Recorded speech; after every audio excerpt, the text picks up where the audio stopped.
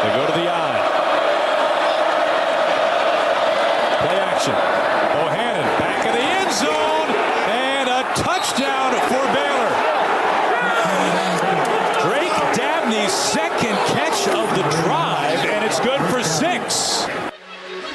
Welcome to Sikkim 365 Radio. On the play, the roll by Cruz to the back of the end zone, incomplete. And Colorado stops on 4 downs from the 1-yard line.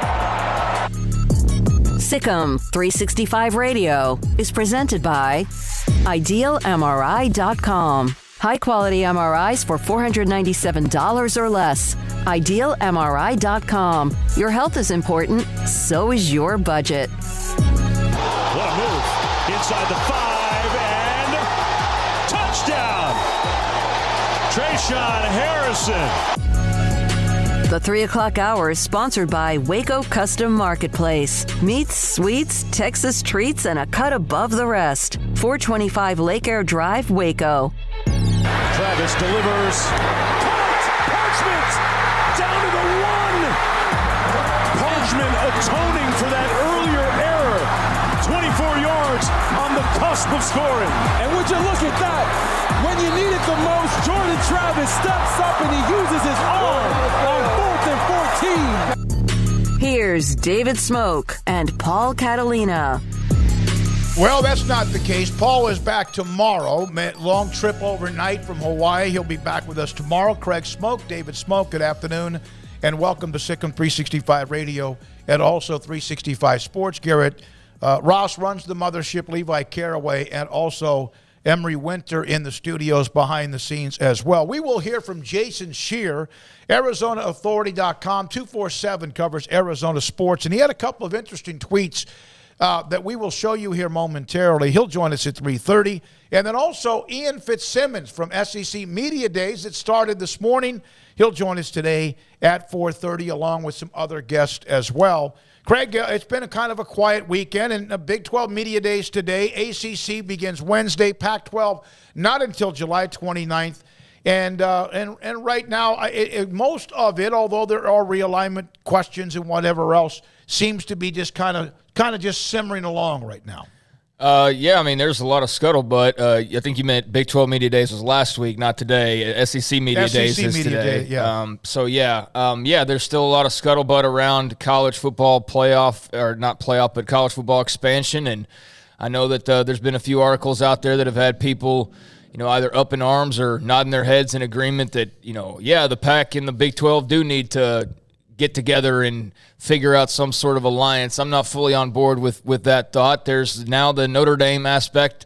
We know that Notre Dame's been a piece out there for this entire, few week stretch that we've been talking about realignment, but nothing's really shifted there except for now there's scuttlebutt, and attached to that how much credence you want to that, perhaps the Big 12 and Notre Dame could be partners of some sort as far as a rights agreement, not the Notre Dame joining the Big 12, but Notre Dame with some Big 12 programming loosely attached to it could be perhaps enticing for NBC based on one of the reports that was out there by Dennis Dodd earlier today. So there's still plenty of talk. There's still plenty of speculation. I just don't think there's much movement, and I'm glad to say that feel kind of right in that regard, because last week, we talked plenty about it, but nothing really happened. It was just all talk, but there wasn't any actual in front of the scenes movement. And at least today, with SEC Media Days kicking off, there's no huge movement either. There's no big, announcement. It's just everybody kind of reaffirming their positions and maybe looking a little over on what could happen, but nothing massive or major, but still very interesting to follow kind of where the trends are going. Garrett, do you have the Jason Scheer text? And I don't know if they're edited down or not. Jason, again, will join us at 3:30. Colorado Board of Regents have called another meeting. That's for this Wednesday. They've already had at least 2, maybe 3. And then, of course, because these guys are out of control with these meetings. Now, that's the one from today. There were a couple of others he mentioned where he said business is picking up.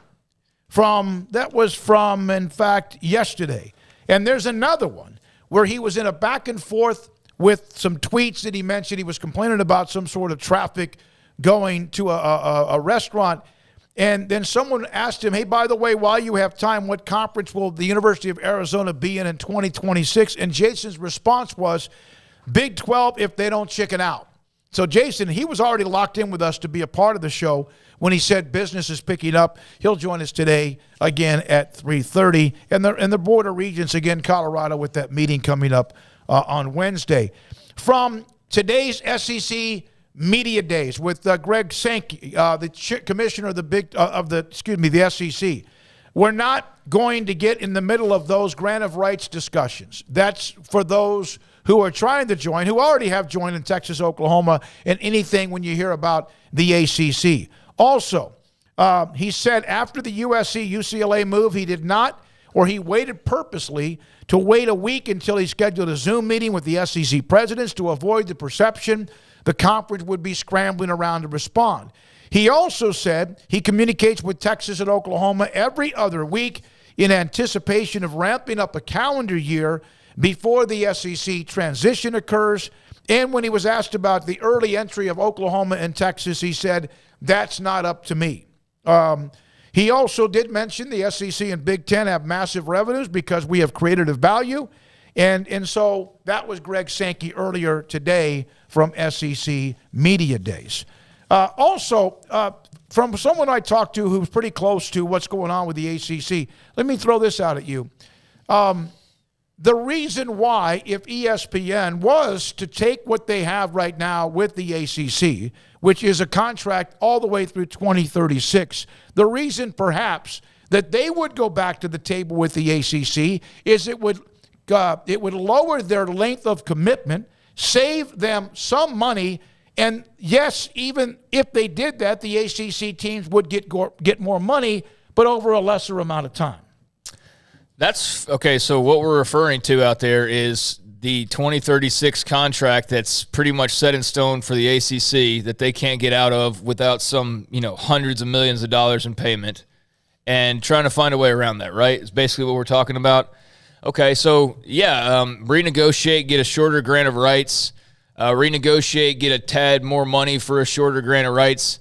My question is this, with anything reworked ACC, what does this do to secure the future of the ACC? Why would you, this is what I think of what I said last time, why would you, if you have a pretty much ironclad agreement where the only way out of it is for North Carolina or Clemson or any team you want to throw into that mix that's been rumored by so-and-so on Twitter, they have to pay anywhere from $80 to $100 million or whatever the case may be dollars. And with a grant of rights that lasts for another 10 years, I'd imagine it's even higher than that, most likely. And then you talk about multiple teams. I mean, we're talking like, what, $500 million? I mean, I'm loosely throwing out, but hundreds of millions of dollars, right? So that's what's on the line for them to get what they want, which is allegedly out of this grant of rights earlier, because, my gosh, another 12 years is just far too long in this changing landscape, especially when big brands are doing what they're doing, and your big brands in that conference just staring at the window, locked inside. You can't go out and play with your friends, right? So you've got that set up. Why would you shorten that? What good would that do for you to allow an exit for a Clemson years earlier than they would be allowed to exit? If you're the ACC and you want to last and you want to remain a power conference or remain a big conference, why would you open the door for those big schools to leave and put you in the same position as the Pac-12 or the Big 12, where, hey, in 10 years the ACC still exists, But now it doesn't have Clemson, and it doesn't have North Carolina, and it doesn't have FSU, and it doesn't have Miami. But hey, they got, that's what I'm saying. What's the point in that? Perhaps because the ESPN, they control the SEC, they control whatever is going to happen with the Pac-12, and right now part of it with the Big 12 and the ACC. Perhaps that allows them then to use those teams to be a part of anything else they grow if it's 5 or 6 or 7 years down the road. Yeah, that's great for ESPN or the TV but if you're the ACC, what are you getting out of this deal? You're just letting ESPN do whatever they want to? That's what I'm saying. It's like the Big 12 is saying, you know what? Yeah, let's rework this contract. Baylor and TCU and Texas Tech, y'all are going to get an extra $20 million, and Oklahoma and Texas get out 3 years early. Like, what does that do for them? Well, it wouldn't be that. It would not be. Right, that's what I'm saying is what would be the point? Like that, I'm not questioning whether or not they're doing it. I have no insider info on that. I'm just asking for somebody out there that can make it clear to me, what does the ACC gain by reworking the contract? More money. Right. Less stability. To their members. And no, it's not like it wouldn't be like a 3 or 4 year deal. It just wouldn't be till 2036. It would be more money, so you would not wait until 2036 to be $50 million behind the Big Ten or SEC. Maybe you can get to a point if they lower the amount of years where you could be at least within the same altitude, but not 100 or 80 or whatever. And I'm not so sure. I'm still not sold on the Big Ten and each team. And if that happens, good for them, getting $100 million a year. I don't know. I'm pretty sold given the fact that we're talking about billions of dollars, depending on where the source is, as far as the Big Ten and their ongoing negotiations. It seems like they're going to walk away with pretty nice money. Now, whether it's what's been alleged, who knows? But yeah, there'd be some bonus benefit for Wake Forest or Duke. They'd get a few, extra. Is the one that wanted a longer deal. It wasn't ESPN putting a gun to their heads. He wanted stability, so asked for a longer deal, which kind of goes to what you're saying as well, but things have changed dramatically since that time. I get it. Like, if I had a long-term contract with 365 Sports and they had stupidly signed me to 2036, and for me to get out of that contract, I'd have to pay them $80 million, but I know that, hey, there's this other company that wants me, and I'm going to be making $100 million as soon as I step foot in the door, right? Why would 365 just throw me a bone? But we know we got you under contract for another 10 years, and you technically owe us a gazillion dollars, but we're going to shorten this for you. And we're going to give the other guys who are still going to be hanging around a little bit more money early on, but they don't have as much security now. And the odds are that we're not only letting you out of the door early just for a little bit extra money, but then when you leave, this whole thing's probably going to fall apart and not be anywhere near worth what it was. So what incentive, that's my question, is what incentive would Wake Forest or Louisville or Boston College or these schools that aren't guaranteed a spot at the big boys table, what other than just a bit more money in the near future, but basically no certainty beyond that, which you technically have for another 12 years, why would you eliminate that position if you were those schools and you were the ACC? Because the ACC without those schools that would want to get out earlier is not going to be as strong. But where are they going to be in 5 or 6 years if they continue to get 35 or 40 million and everyone else is getting 85 or 90 or 100? Still getting ratings from Clemson and Miami and Florida State, and what are they without them? But they are falling behind the curve so dramatically. I believe the ACC. I think what will happen is I think that ESPN will renegotiate the deal. I'm not saying, no one's told me that, and I think that the other schools will get more, and along with that. Maybe it just won't be till 2036. Maybe it'll be through 2030. And that way your conference still remains stabilized. Everyone's getting more money, and your conference can... By the way, the ACC, other than the SEC, has won more national championships than anyone else. But all those programs would probably leave. That's what I'm saying, is why are you giving them an earlier exit if you're... Okay, do you think right now that Clemson and North Carolina and schools like that want to be in the ACC until 2036? I don't know. I don't know the answer to that. I've never talked to any of them. Okay, guys, do you think that they would rather be in the ACC until 2036, Clemson, North Carolina, Florida State, Miami, or do you think they'd like to go right now to the SEC or somewhere else? Oh, they're ready to bounce. Okay, but we don't know that. I know that sounds right because it's of this super conferences or whatever. We really don't. We don't technically know that. That's no different than saying that Notre Dame wants $75 million and they're going to use against the Big 12 to negotiate. You're right. So they want to have their cake and eat it too. They might not want that, but they do want that money that those conferences provide. Yes. Okay, so you got to give somewhere. You're not going to get both of those things. But what if they can get from where they are now an extra $25 or $30 million a year with a renegotiated deal, but it's just not a longer contract? They would be thrilled with that. Yes, they would, but that's my okay. Then there it is. If you're Wake Forest, you make an extra $100 million in the next 4 years, but then after that, you're SOL because that conference probably falls apart. Why couldn't it still be 8? Well, I'm just throwing that out there because I mean, how far do you want to go? Is it just 2 less years? Okay, well, after 2 right less, now it's 14 years. Right. So that's what I'm saying is the ACC has all of the advantages. So if your explanation is let's cut this off another 2 years. How much is 2 years off of that GOR worth for ESPN to get them out 2 years earlier? $50 million extra to the schools. Okay, great. But then what happens, you got an extra $50 million, but the conference is still going to lose those guys when that time comes up. And you're saying, well, maybe not. But I just don't see where they're going to close the competitive balance, keep it all together, and keep everyone happy by just somewhat shortening and just delaying the inevitable, because I don't believe that all those schools want to just stay there. And I don't believe that even if they do, that ultimately they're going to be making SEC-type money. No, they're not going to make SEC-type money or perhaps whatever the Big Ten is saying they're going to make. But I do believe if they could renegotiate the deal, go to the table with ESPN. ESPN keeps their conference, keeps those members, ACC keeps those members, and all of a sudden they're not as grumpy because instead of $35 or $40 million a year, they're making $65 or $70 million a year. And in the inevitability, but now at least it keeps them happy for now. Like right now, what if they do push the envelope? What if they do find a loophole? It's just from talking to somebody that's very close to some of the schools within the ACC and his idea of why they would do that. Yeah, and I'm not arguing with you, and I hope people can understand where I'm coming from. Maybe I sound silly or something, but I'm just trying to find the logic in there. So, yeah, I mean, putting it that way, if they make an extra $50 million, but there's 4 less years on the deal, I mean, again, I see that's just delaying the inevitable of what's going to happen down the tracks. But I guess in the near term, you can at least stay happy because who the hell knows, there might be, the world exploding in 2 years and none of this will matter. But, yeah, that's all I'm trying to get down to is what benefit is there. And it's like anything else, I guess. It just comes back to money. So they would sacrifice the future of the ACC unless, on your theory, that Clemson and them are just happy to be there and will remain happy to be there. And you sacrifice this ironclad contract that you have and you slice it by a couple years to make $40 million, and then everybody goes home happy. Eric on the Super Chat, thank you, by the way. No one's yet established that broadcasting rights fees equals program strength.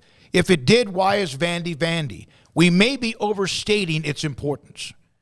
Because not every school, and I know this sounds like I may be just shot up on this one, but not every school is only worried about making sure they make $80 to $100 million a year if they have other goals within their philosophy or mission statement or elsewhere. Now, if the ACC today opened up their doors, how many of those schools would walk out immediately? Maybe all of them. I don't know that. So if you're ESPN and you can give them a little bit more, keep the conference stable. But to me, for ESPN, you're right. It means ESPN can then, in 7 or 8 years, the ACC is going to open up their doors rather than in 14 years. And we're going to come knocking on your door. We're willing to give you some more money. We'll give you some more money to come in your house and take your best players. It's why players who have contracts, professional athletes who might have 5 years left on their deal, renegotiate their deal and get signing bonus up front. And yet their deal then ends in 3 years rather than 5. And the school, the franchise then can save money on their salary cap. We see that happen all the time. That may not be the best analogy. Can't wait to talk to Jason Scheer today. Love the feedback we're getting as well. Let's see here. Okay, that we will have to get into, and Levi Caraway. Craig, I don't even know if you noticed this.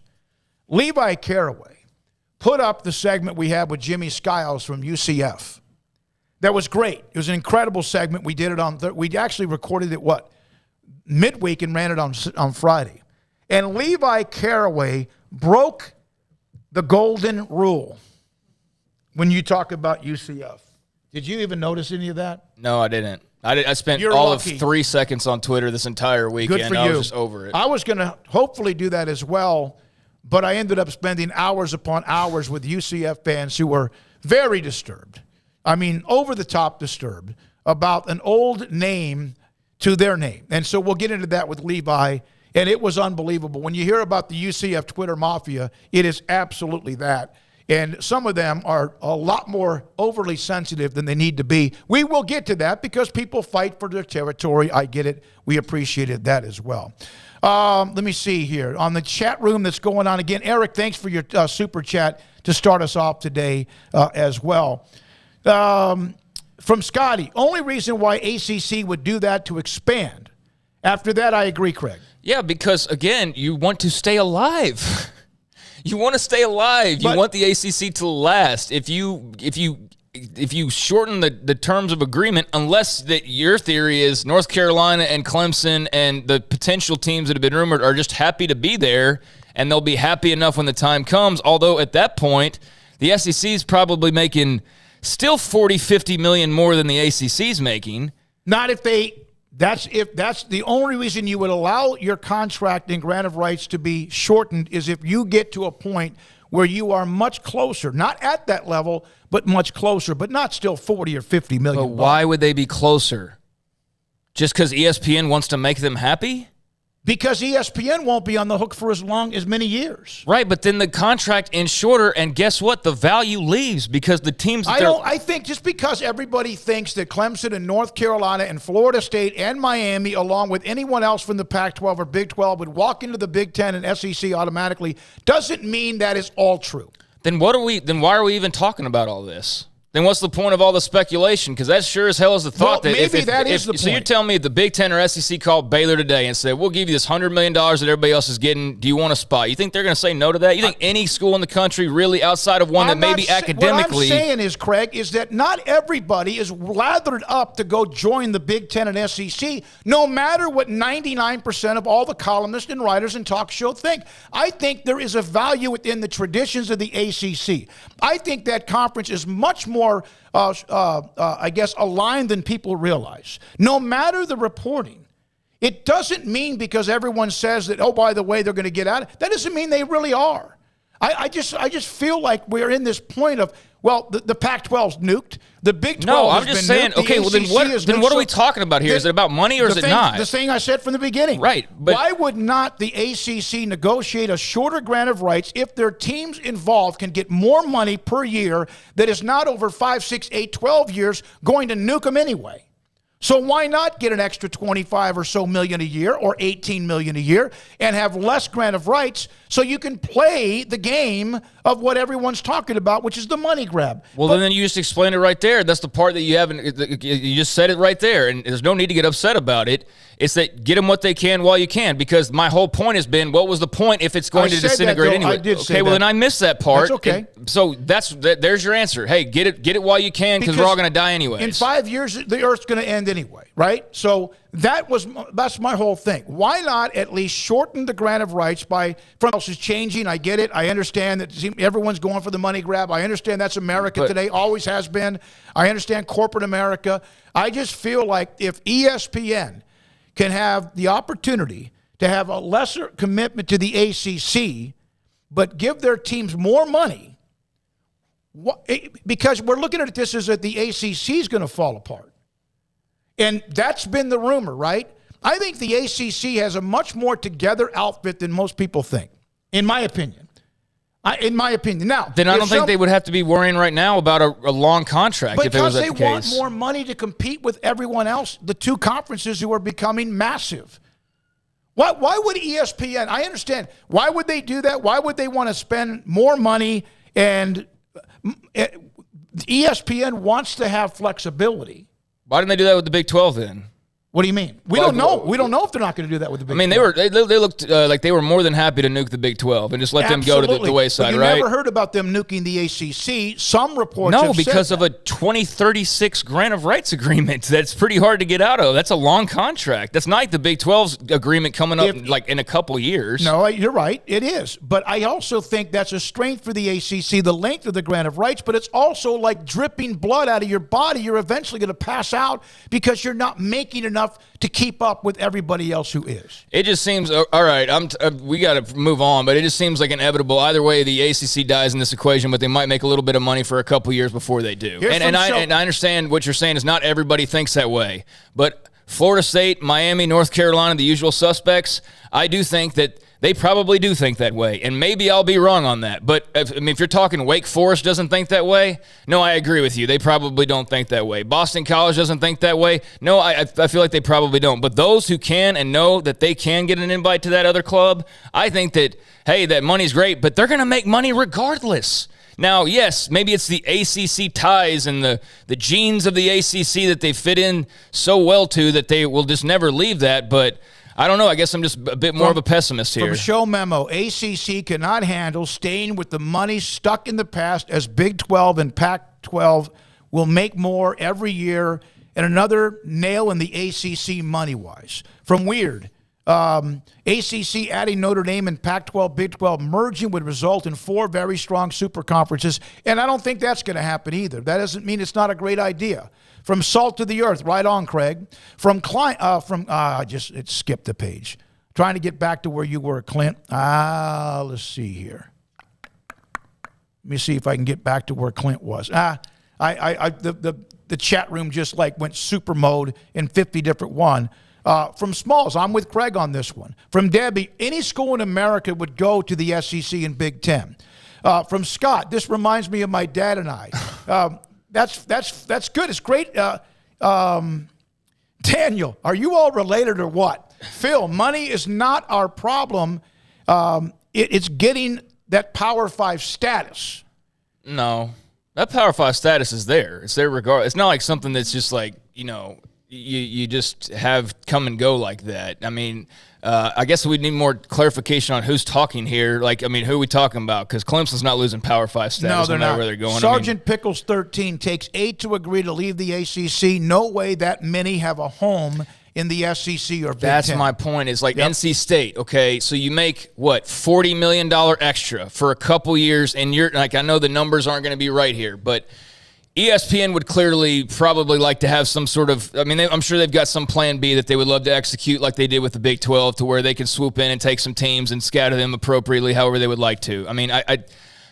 That's how I feel about ESPN. I don't trust them as far as I can throw them, and I don't think I could reach the door by tossing them, so I don't trust them very much. But I don't know. Let's read some more of those because we have been talking from for quite a Jermaine, while. and then we got to break and come back with Jason Scheer because he's got what might be some kind of update on what's happening with perhaps 2 or 4 or others within the Pac-12. Jermaine, ACC and no other conference can die unless they're within a year of their grant of rights deals. The Big 12 gave the blueprint last year of quickly adding other teams and holding schools leaving their conference, holding on after other schools have left their conference. But that's the thing is if you shorten the grant of rights, which is what you're talking about, you're just zooming there quicker, and you say, well, you'd get more money. Okay, well, you'd get more money initially but you're also shaving off the contract. You're shaving it down. The contract is what keeps you as relevant as you are right now, is that contract. The reason that all hell hasn't broken loose is because of that contract and because of how long it is. If that bad boy is coming up in 2025, guess what? USC, UCLA, Oklahoma, Texas, we've seen what happens with the contracts coming up. So you mean to tell me that if they continue through 2036 making the same amount of money they're making right now, which won't, but maybe nudge up every year, that they're going to be relevant? I don't know. I have no idea what the landscape looks like. No, they're going to fall behind, but they've already fallen behind, just like the Big 12 has. But yeah, they're going to be another Big 12 in so many ways. Except for once that contract 12 years from now finally gets out, I think at that point it would be not even a question; it would be an inevitability that your best programs would be looking to get out the very minute that bad boy ended in 2036, whereas the Big 12's already lost their 2 top most well-known programs. The Pac-12's already lost their 2 top most well-known programs. So what is to tell me that the ACC, if they shortened that, wouldn't have the same fate? Good question. We got to take a break. Jason Scheer, I loved it. Back and forth. Also the chat room and text line. We'll get back to that. Jason Scheer, he covers Arizona for WildcatAuthority.com. He's next on Sikkim 365 Radio, 365 Sports. IdealMRI.com, Dr. Rob Maxey. I love sharing this text from him. In fact, I don't even need to really have it in front of me, but I will just for a couple of details. So they got a call from a lady who needed to have an MRI. And her hospital was saying that she had to use their MRI and that it would cost her $1,600 for a knee. One knee, a single knee to get an MRI with the insurance involved. She called Ideal MRI. She was obviously very upset. Told her their price, just like I've told you forever, $497 for an MRI at Ideal MRI every single time and sometimes less. It obviously gave her some relief, both emotionally and also financially. She got her scan last week on her knee. Results already have been given to the doctor online with a portal. And also, the exam was interpreted by a fellowship-trained world-class musculoskeletal radiologist. Her local doctor, again, had the image immediately. $497, saved her $1,100 by contacting IdealMRI.com, their facility. Their business is inside the southern part, Central Texas Marketplace in the southern part of Waco, off I-35. For more information, it's worth the trip wherever you are to save that kind of money at IdealMRI.com. At Allen Samuels in Waco, the new 2022 Impressive Wagoneer Series 2 and 3 have 2.9% for 72 months, plus $4,500 competitive bonus cash going on now. That's right, and $4,500 bonus cash. This incentive on the new 2022 Wagoneers for a limited time only at Allen Samuels in Waco. First responders get $500 extra cash. Come shop the new car and truck inventory today at Allen Samuels Waco. Come by, let's be friends. Don Humidor, your home with a 48-foot walk-in humidor with the elite cigar brands from around the world, including the #1 cigar of the year, Aging Room Cuatro Nicaragua. Plus, they have the great brands like Macanudo and Artur Fuente, Rocky Patel, Aston, and so much more. CBD, great for sore muscles, aches and pains, sleep, Vita Dreams, and anxiety, mild depression, general health and wellness. Their staff very knowledgeable on the subject. If anyone is curious about CBD, ask Carol and Ashley. Don Humidor in the Townwest Shopping Center off Valley Mills in Waco. One size fits all. That may be all right for an adjustable belt or cheap sunglasses, but when it comes to your financial needs, no one wants a one-size-fits-all strategy. Cam Heathcott, your Edward Jones financial advisor, knows that his most important goals are yours. That's why he takes the time to understand your needs, knowing you. That's how Edward Jones makes sense of investing. Cam Heathcott, covering Conroe and Houston, 936-756-7717 or cam.heathcott@edwardjones.com. Edward Jones, member SIPC.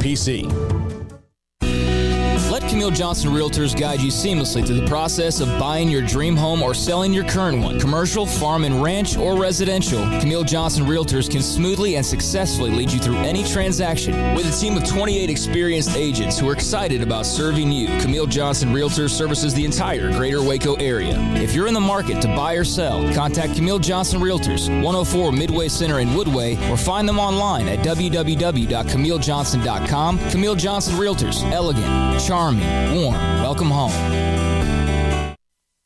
You know what would make this moment better? Pizza. Dough made from scratch and an Italian family sauce recipe pizza. 3 fresh signature cheeses making a melty blanket of perfection pizza. Like loads of premium toppings like crispy Old World pepperoni, savory Italian sausage, and fresh sliced veggies pizza. That's Marco's Pizza. Visit marcos.com and make any moment better. And with 4 locations in Waco, Belmead, China Spring, Woodway, and soon to open in Robinson. Marco's. Pizza lovers get it.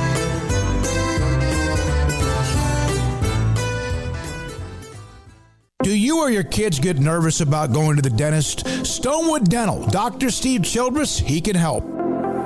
I've spent a career taking care of patients who as children had bad experiences, and now they're adults that hate going to the dentist. If I get a kid at 3 years old and they come every 6 months and it's a happy experience, it's normal for them. Now they have an accident at 6 or 7 or 8 at school. Now they have a broken tooth or a trauma, and they have to come here. They're used to lights, they're used to water in their mouth, they're used to experience, they already trust us. It's amazing what we can do with that kid without it being a negative thing. But if I see a 6 or 7 or 8 year old that's never been to the dentist, and now they have a trauma or an unfortunate unexpected toothache, it's harder to do that for that kid and it not be somewhat of a negative experience. So bottom line is I try to teach kids and adults and teenagers and everybody the way I'd want my family treated, which is where it's a necessary part of life. You just take care of it. It doesn't have to be that big a deal. Learn more, stonewood-dental.com.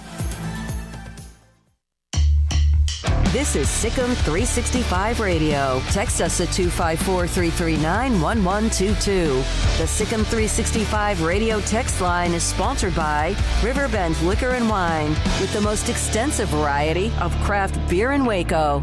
A hidden gem on Lakeshore Drive and 19th Street. So yesterday at 2:48 p.m., Jason Scheer, Wildcat Authority, 247 covers Arizona. Business is picking up. And then a little bit later on, when he was talking about the amount of accidents from people driving here and there, had a little bit of time. Somebody asked Jason, what conference will U of A be in 2026, Big 12, if they don't check it out? Jason Scheer joins us, Wildcat Authority, 247 Arizona Sports on Sikkim 365 Radio and 365 Sports. Jason, thanks for your time. We appreciate it. Has anything moved at all since the last time perhaps we talked with you about what the Pac-12 or teams, Arizona specifically, have learned? Yeah, there's a lot of whispers going on right now, and I can't confirm the ESPN numbers have come back, but there's been a lot of activity in the Pac-12. I get the vibe that they have come back, and now it's kind of decision time and sitting down and really taking a look at those numbers. I wish I had the numbers because it would give me a much better understanding of what's going on. But business, like I said, business is back up, meaning like there's a lot of whispers behind the scenes of schools getting ready to act or at least sit down and take a very serious look at their situation. So, Jason, I think that most people watching this are pretty in tune with what's going on in college athletics, and that's why they're watching this. But for those out there who just kind of loosely keep up with news because of jobs or families or whatever, there's the thought that the Pac-12, once USC and UCLA announced their decision, was just going to fizzle out and fall apart completely, or there's going to be departures to the Big 12 or whatever have you. But these negotiations basically are what is keeping it together at the moment, correct? Yeah, I mean, the Pac-12 is going to do everything they can to stick together. The commission obviously wants the conference to stick together. Schools like Washington State and Oregon State clearly want the conference to stick together. Otherwise, they're pretty much left out and they'll be in the Mountain West. But the other schools, it's a process. Like you got to get numbers from the Big 12 and look at all your options and decide which one is more viable, which one has more stability, and do you give up a little money if one place has more stability than the other? It's not a simple process. I think a lot of people expected it, to happen within days, but it's just not like that. There's a lot of discussions with presidents, athletic directors, intermediaries, and all that. And so that's what's going on now. And if it was an easy decision or, if the numbers weren't so heavily involved, it would have been done already. But this is something that, these schools, the future of the athletic programs is at stake. So it's going to be a somewhat slower process. As you know, Arizona and Arizona State are tied together because, they're very close, regionality, whatever. But are they really on the same page when it comes to the future, you think? I haven't been able to get a clear answer about that. Every time I ask, it's kind of, we're going to do what's best for ourselves. My gut tells me that they are tied. I would be really surprised if Arizona moves without ASU or vice versa. It feels like Arizona's kind of driving the train a little bit, being a little more aggressive than ASU, but I would be really surprised if there's a scenario where they don't move together, because you got to think also, once a couple of these schools move in the Pac-12, let's say it's just Arizona and Colorado and they decide to move, other schools have to follow. They'll have no choice. And even if ASU, wants to look around or kind of see the landscape or wait a bit, they really won't have that option. And so to me, these schools are pretty tied together. I'd be surprised if they broke up.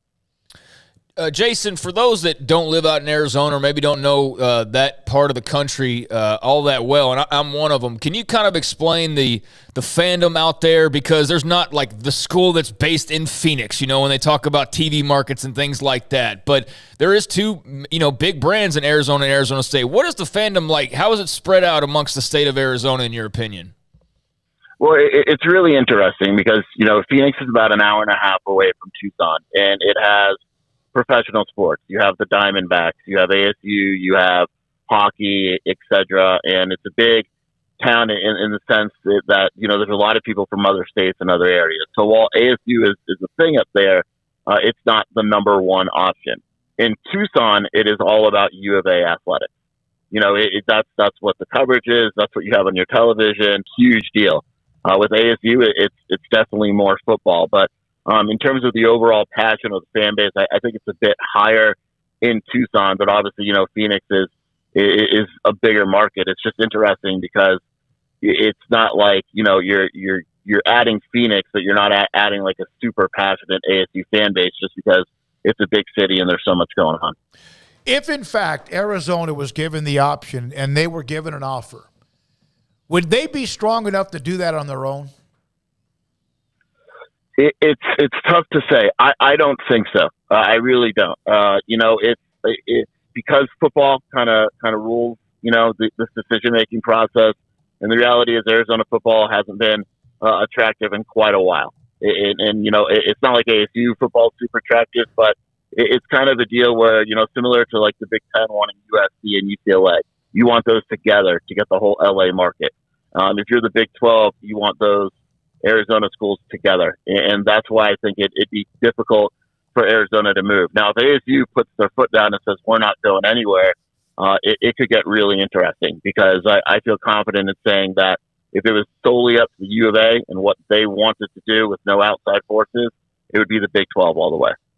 Jason, is that the case if it was Arizona connected to somebody else or Arizona, like, for example, Utah or Arizona, Colorado? Does that matter? No, I don't think I think Arizona and Colorado are probably the most, lockstep. And the thing is, like, Colorado has it well where they're not connected. Like, they can go on their own. Utah can pretty much go on their own. They're not connected, even though they came in at the same time. But with Arizona, what you're going to start seeing is, Arizona and ASU connected. Cal and Stanford probably connected. But then you got the Washington schools that aren't and the Oregon schools that aren't. And so it comes down to, the numbers. If the Big 12 comes to Arizona and says, look, you can do this on your own. Like, you're not necessarily connected. We'll take you by yourself. Then so be it. And that's really what a lot of this is coming down to is, what is the Big 12? What is the Pac-12 willing to do in terms of, are these schools a package deal? So are these Colorado Board of Regents meetings normally called at this rate, or is this something that's been new because of all the things that are swirling around right now? No, they're new, and they are at a very fast rate.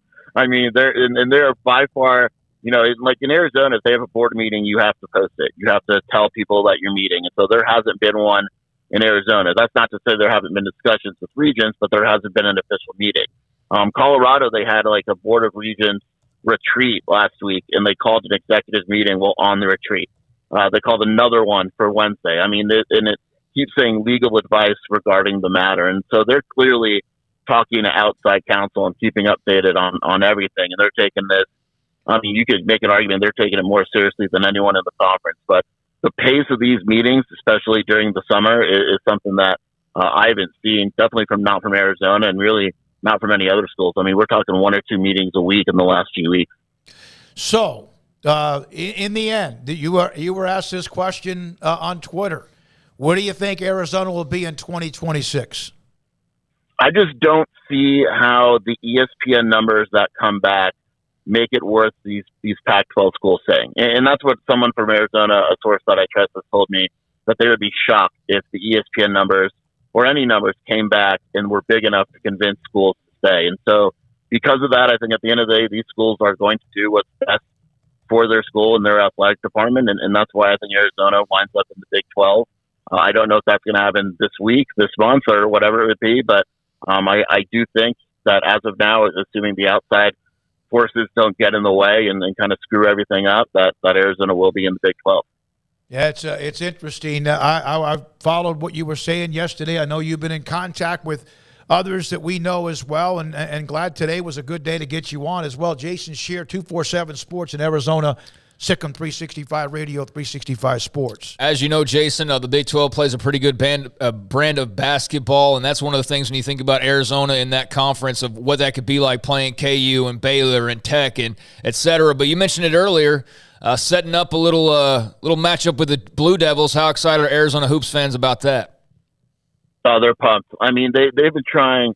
This took months to put together. Coach K wouldn't do it when he was here, and John Shire, to his credit, has said that he wants more home and homes. But it is a really, really big deal in this town since the national championship game in 2001, and any chance Arizona has to play Duke, they want it, and so fans are really, really excited about it.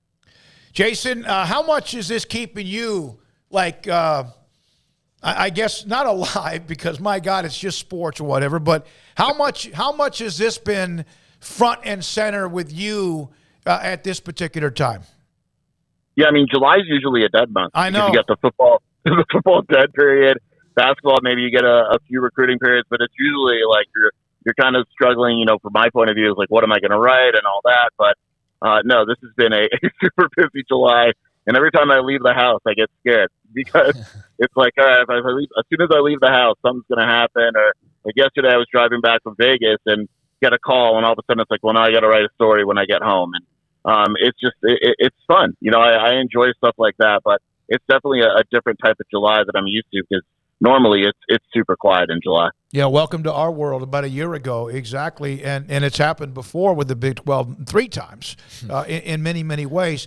If you were to piece together four schools, it seems like the ones that would make sense, and of course Oregon and Washington have their whatever level. Do you see in any way Washington and Oregon going anywhere without the other? That would surprise me. Now, if Phil Knight and if Oregon could somehow convince one of these major conferences to let them in, which I don't think they can, then that changes things. But it would surprise me if those two aren't kind of bonded together. It's an interesting deal, because I think Washington might actually be more attractive than Oregon. I don't think Oregon's as attractive as it thinks it is, and it's probably going to find out in the next round of negotiations why that is and how that is. But that's another two schools where, unless one of them is going to the Big Ten, which I don't think is going to happen, then my guess is that they're pretty locked in together. I had somebody today who's in athletics administration tell me he thought that Washington and Stanford would make more sense to the Big Ten because of their academics. Yeah, I agree with that. And I think that is like I said, I don't think Oregon is as attractive as it thinks because of the academics and the overall footprint and all that. Stanford, at the end of the day, their football and basketball may not be great, but their Olympic sports are as good as it gets. And so, you're in academics, obviously. And so, Stanford is probably more attractive than people think, and Oregon's probably less attractive. Thank you, Jason. The Twitter blowing up, our text will be blowing up with you as well. We can share some information together. Thanks for your time and insight. Appreciate it, guys. Thanks for having me. Jason Scheer, 247 Sports in Arizona. You get the feeling he feels like that's just maybe a nudge away. Yeah, and he was the first one to report basically, that Arizona and Big 12 interest. I don't know, it was about 3 weeks ago when it was right after USC and UCLA made their announcement. And I remember there was somebody that came up pretty quickly. I don't even recall who it was at this point. They tried to debunk that, his report, pretty much out of the gate. It was some Pac-12 dude. And I don't even recall the name, but I wonder what they're saying now, because here's Jason. He's still at it, and he's backing it up with a lot of confidence, and I don't doubt it for 1 second. I fully believe the tale he's telling, and fully believe that Arizona's got their eyes over at the Big 12 if that move needs to be made. I think that they're probably ready, and they're not the only one. But I agree with him about Oregon. I mean, Oregon, just on the surface, you think of the O logo and the Nike and the money and the uniforms and the cool-looking stadium and all of that. But I got to tell you why they've been a big part of my life now, because they've been relevant for, early 2000s, really, late 90s. I mean, when I was deep in loving college football. I mean, they've been around that whole time, but I also know that they weren't around like that, you know? And unless you were talking Steve Prefontaine, which is not even football, or like Dan Fouts, you know, how much were you really talking Oregon football? Like, they started to get hot about the, like, kind of in line with me growing up or whatever. And right about the time I'm hitting, like, my teenage years, like, here comes Nike Oregon and boom and all that. But if you take that away, and I know that Phil Knight's money, no matter whatever happens to him, is not going to totally go away. I'm sure in his will there's something like, hey, every year just roll it over, $1 billion goes to Oregon or whatever, right? Until it runs out.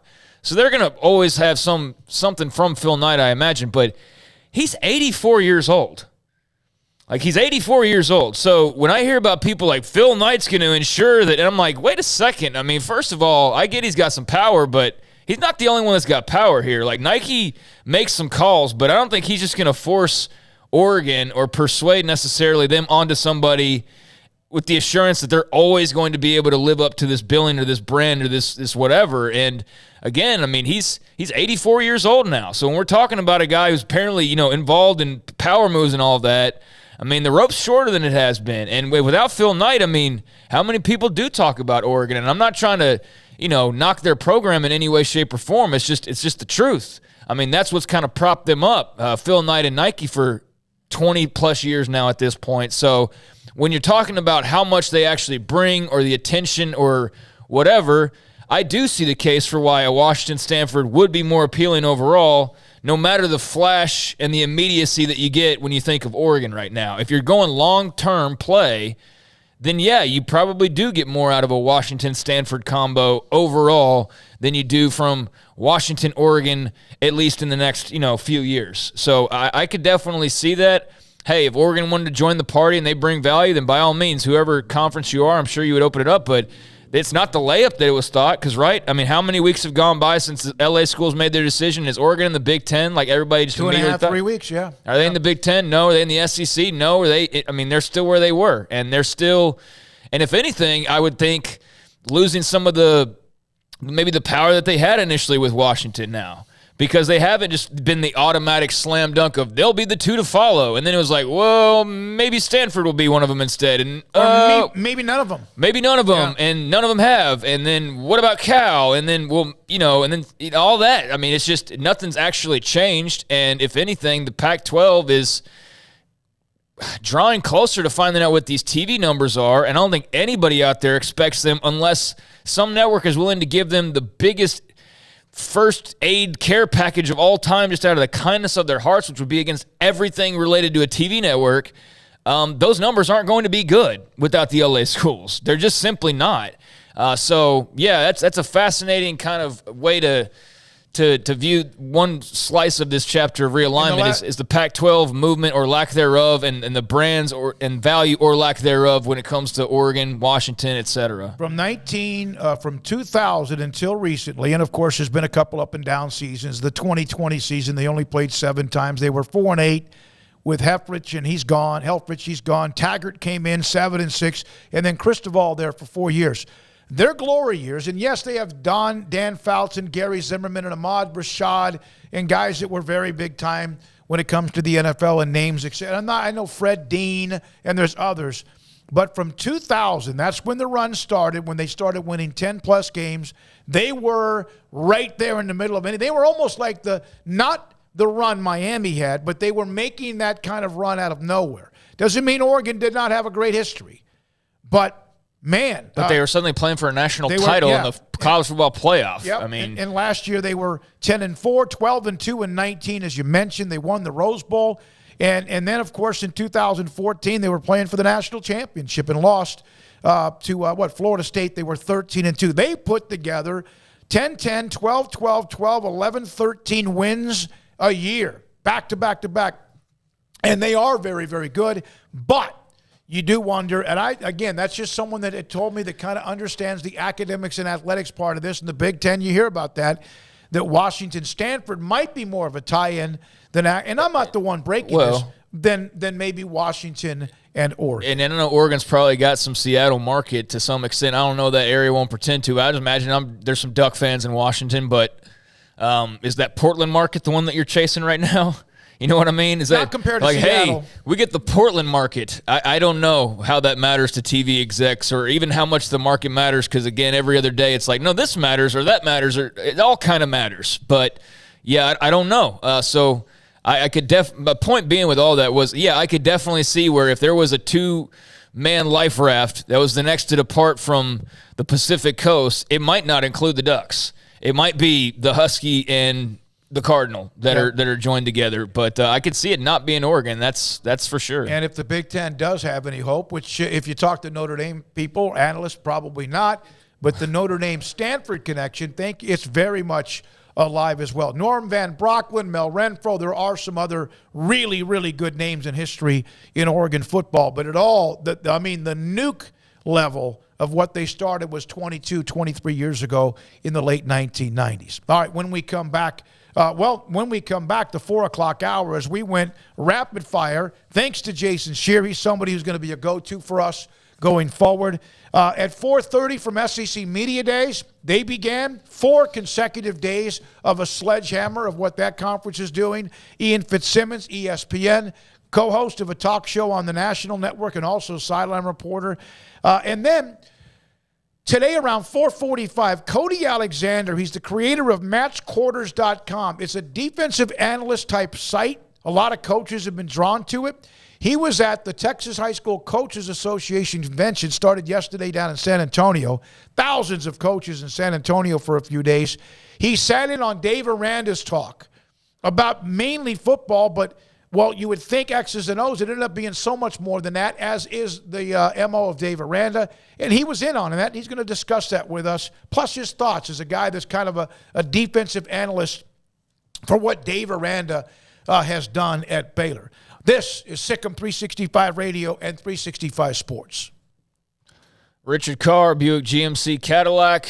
They got a lot of great deals going on now over at Richard Carr. The people you can count on for over 23 years in Central Texas, and the people that I've counted on now a couple of times just within the last year as far as getting some things done with my car after a couple of fender benders, and they've treated me well. Donnie and the great people over there are all first class. So if you're in the market for a car, don't wait any longer. Cars and trucks are arriving each week over at Richard Carr. Get your name on the inbound vehicle list right now if you're in the market for a new car, truck, or SUV. What that means, you get your name on that inbound vehicle list, and basically it's your placeholder. It's getting you in line. It's getting you first come, first serve when it comes to that vehicle of your choice arriving. As soon as it gets there after you sign up on the inbound vehicle list, boom, there you go. You're in your new car sooner than anybody else, certainly sooner than just showing up at a dealership one day and hoping that they have in stock what you were looking for. So if you're wanting to ensure that you get something as quick as possible, get on that inbound vehicle list. But if you need a car today, you need something today, well, you kind of run a little bit late in the day. So early as tomorrow morning, you need something soon. That's the point. Well, consider one of their dozens of quality pre-owned cars and trucks. All of them have gone through a 172-point inspection before hitting the lot, so you can drive them with peace of mind, and they will pay top dollar on your trade with dozens of lending options. They love to say yes to loans when others say no, so go online or come by to check out the inventory today. Trust the good local people you can count on. Over 23 years in Central Texas, run by proud Wacoans, proud Baylor Bears. Log on to richardcarr.com. Call now or go see them now off Highway 6 at the Imperial exit. Hey, this is Bryce Petty, former starting quarterback and two-time Big 12 champion, and I know firsthand the importance of being in top shape both on and off the field. So listen up, men. If you're feeling beat down day in and day out and looking for that high-performance edge that separates the men from the boys, then look no further than the Petty Clinic Low T in Waco. Petty Clinic is a comprehensive men's healthcare clinic with an atmosphere catering to men. Board-certified Dr. Kent Petty has a special interest in offering the highest quality medical care to men of all ages. Some of the services offered include screening and treatment for low testosterone or thyroid, infertility, high blood pressure, diabetes, high cholesterol, sleep apnea, while offering comprehensive wellness exams and complete men's health lab panels. High performance men, remember, it's not just a Petty thing. This is Bryce Petty, encouraging you to reach out and Google search Petty Clinic Low T or go to pettycliniclowt.com and get your complimentary lab screening today.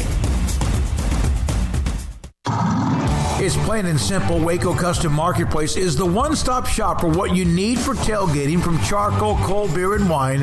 And, of course, customize your order with brisket, tri-tip, sausage, wings, smoked pork tenderloin, country-style or pork spare ribs, marinated beef and chicken fajita meat, ground beef and chili, meat, hot dogs, and burgers, buns, seasoning, sauces, chips.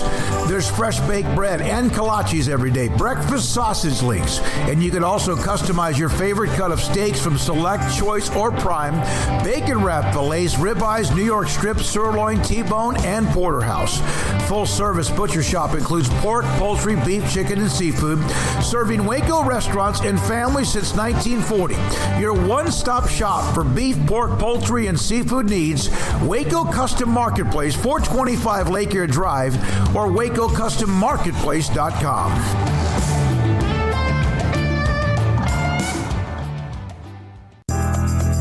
Riverbend Liquor and Wine, Lakeshore Drive, North 19th Street, right behind the bank, is a hidden gem in Waco. If you're a fan of bourbon, especially local Texas bourbons, that's where you gotta go. Balcones, TX, Devil's River, whatever it is, they've got it. Riverbend Liquor and Wine, plus the best selection of craft beers in Waco, seasonally churned out throughout the year. Whether it's spring, summer, fall, or winter, Riverbend Liquor and Wine, best selection of craft beers, a speedy drive-through window, and excellent customer service. Find out more on Instagram or just go by and see them. Lakeshore Drive at North 19th Street behind the bank.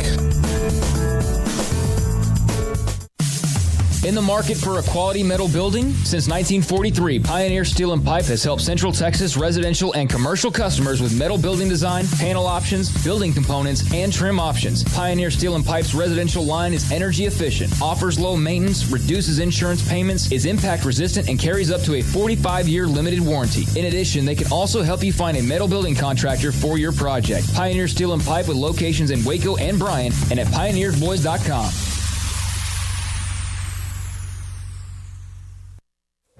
Stepping into a new pair of boots is great, but stepping into the boots of a U.S. Army officer can also add confidence and leadership skills to your son or daughter's career path. There are more than 150 occupational specialties to help them find the best fit for their future. See all the things your son or daughter can achieve in our boots at GoArmy.com. U.S. Army Waco Recruiting Company, 254-598-8131 or 254-776-1543. Welcome back to Sikkim 365 Radio. Have you subscribed to our YouTube channel? Search 365 Sports on YouTube. There were some things that did happen over the weekend that were not college football related, and we'll get to some of that here in this segment as well. 4:30, Ian Fitzsimmons of ESPN will join us. He's a sideline reporter, does a lot of games, has done Baylor, but has done a lot of other conferences and teams as well, and also a co-host on ESPN Radio. We'll get to that. There is one note, and this is for Baylor fans, and some of you have been putting this up on the chat. 21 years, Joy, one of the Baylor mascots, passed away. Passed away earlier today after 21 years as a member of the Baylor family. And one of the notes behind all that, Lady, her younger sister, will continue to receive world-class care in the Williams Bear Habitat on the campus of Baylor.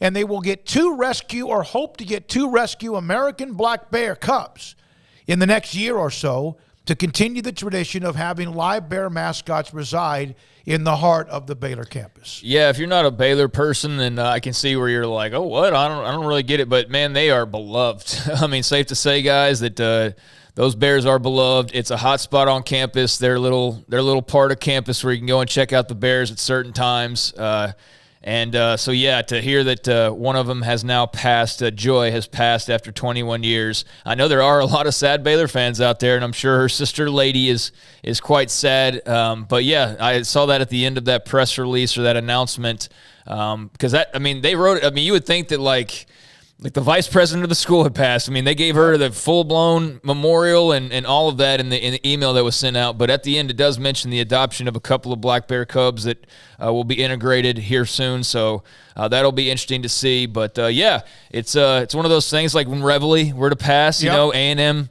fans don't like it. Bevo? Yeah, I mean, there's a ton of examples across college sports. Absolutely, Bevo's another one of them, and Georgia, and go on and on. Ralphie in Colorado, right? And so on and so forth. So it's a big part of college sports. So yeah, sad day for a lot of Baylor fans out there, but there will be some new Bears making their way. And I guess just if you're one of those animal lovers out there like I am, you just feel for the fact that ladies now got to be by herself for a little while, but I'm sure they will take great care of her, because I don't think there's anybody gets taken better care of over on that campus than those Bears. So she will be in good hands. A lot of Baylor fans, by the way, just don't like the fact that, of course, they no longer can roam the sideline.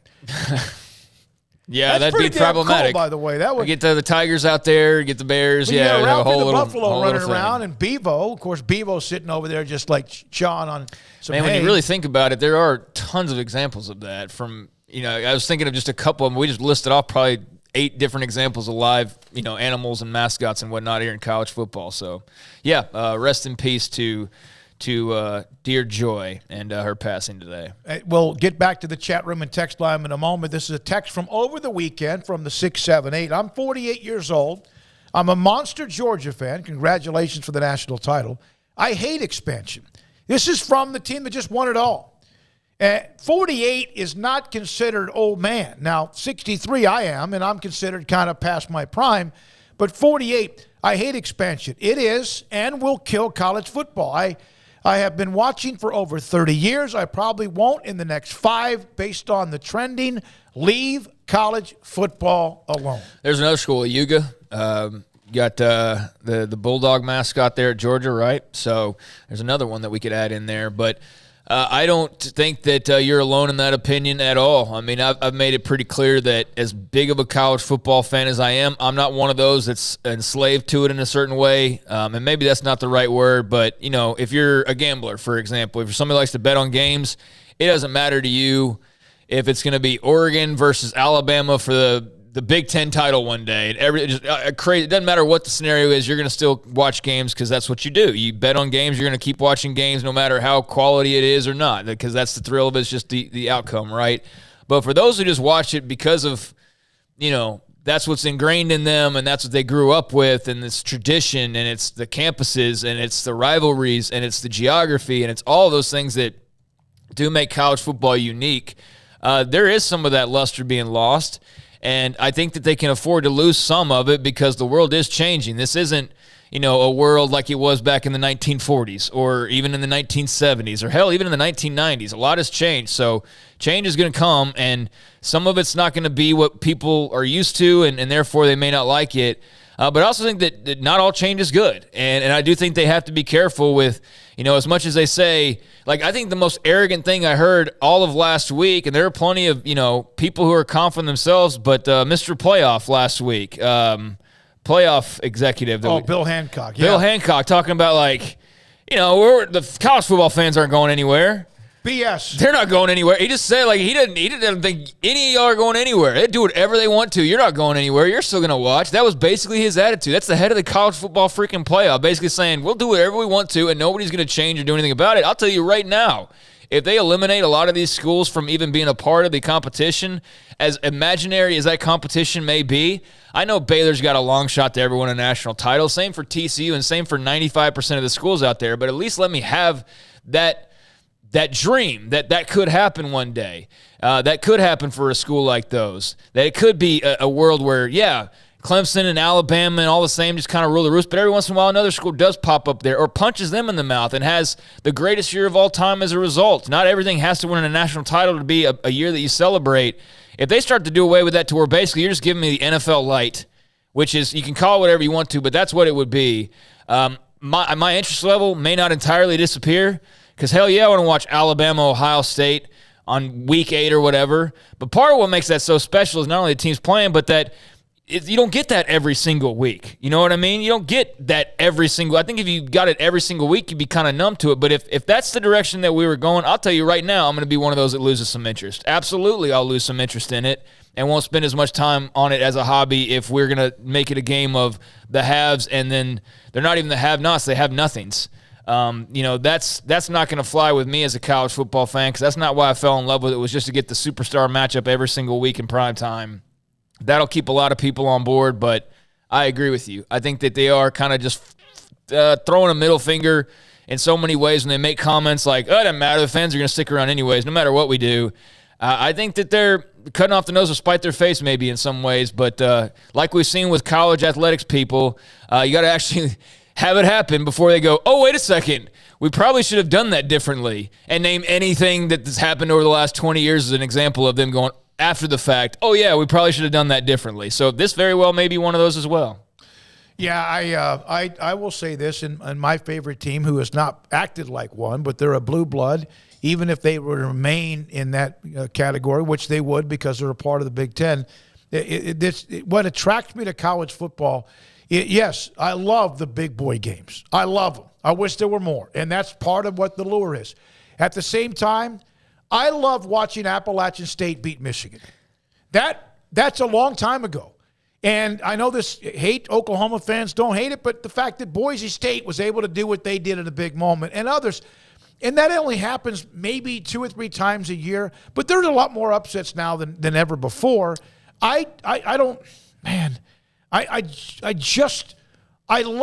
losing the battle of the atmosphere, tradition, and rivalries, and I know it doesn't matter. Maybe to the networks it should in college football moving forward, and I'm worried about that. But, I mean, I don't really worry about it because there's nothing I can really do about it, but I also don't think it's something that necessarily is going to happen in the next couple of years to where all of a sudden you look up and, I mean, I don't think programs are going to disintegrate. There is a little bit of too much of the sky is falling, I think, sometimes. I mean, I do think there is a difference between Alabama and like 100 other schools out there, and there's differences in Georgia versus, what a TCU can do or whatever, but I do think that you get to a point where, yeah, I don't think that the top schools should have to, necessarily argue with Sam Houston State over how scholarships should go, things like that. And that's why the whole Power 5 and all that came to be. So there is an upper class, so to speak, and while this is a country where we basically just do everything for the upper class ultimately in the end, I mean, that would be American for us to be, just throwing a bunch to the wayside just simply for the elites to play. That would be probably the most American thing to do, sadly. But I don't know. I think most of America loves to see the little guy out there still fighting a little bit, even if it's not realistic that they're going to win all that often. And yeah, those examples you gave are quite dated. But how about Kansas and Texas?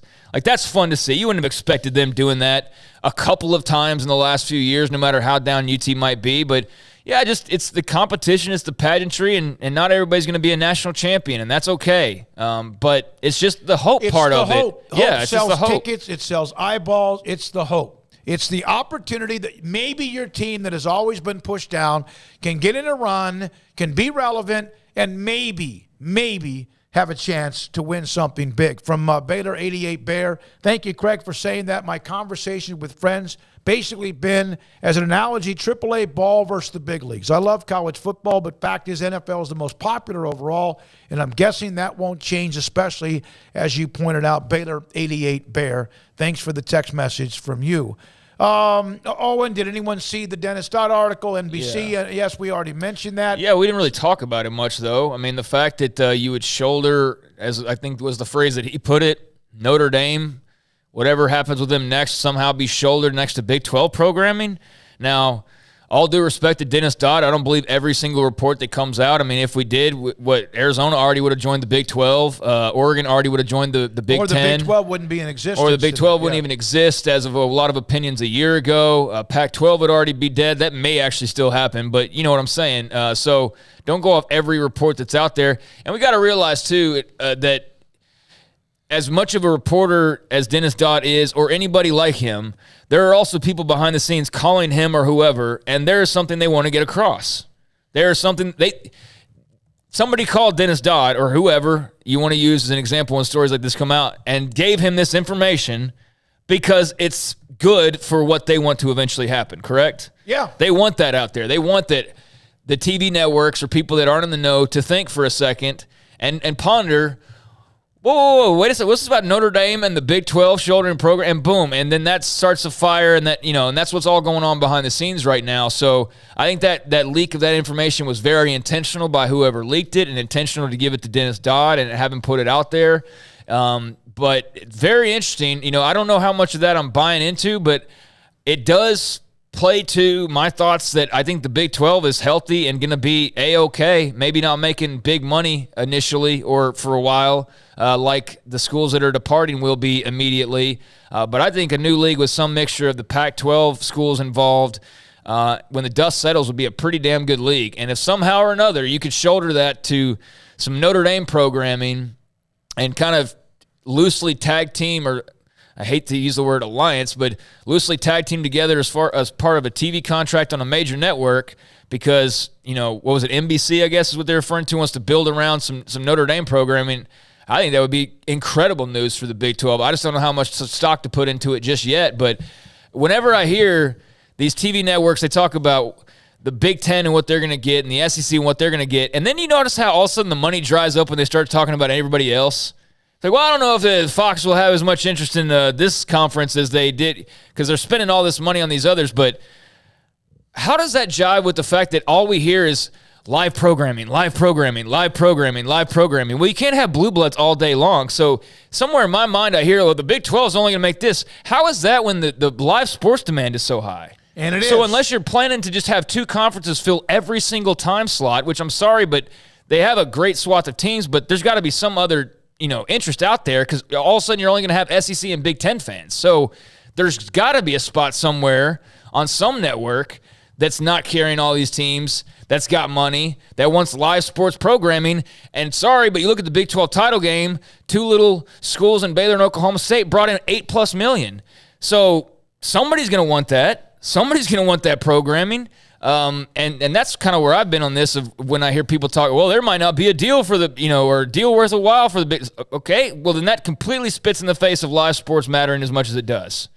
So I don't have the figures in about what you're saying, but for example, the NFL is so dominant, and you add the NFL into the top watched shows, and again, there's different graphics, but the top 100 shows watched in 2021, and football and sports is like among the top 70, not top 70, but among 65 or 70% of those of those shows, and that's live programming. And yeah, that's something that was hammered into our head, and we tried to at least explain that to you last year when the Big 12 was a little fragile. Some may think it still is, but when the Big 12 was thought to be very fragile, like the Pac-12 is trying to figure out now, and the one thing that kept them, or one of the things you heard the most about, was live programming. Networks and others want live programming because the shows you watch on TV in the series, that's an hour. It's 30 minutes.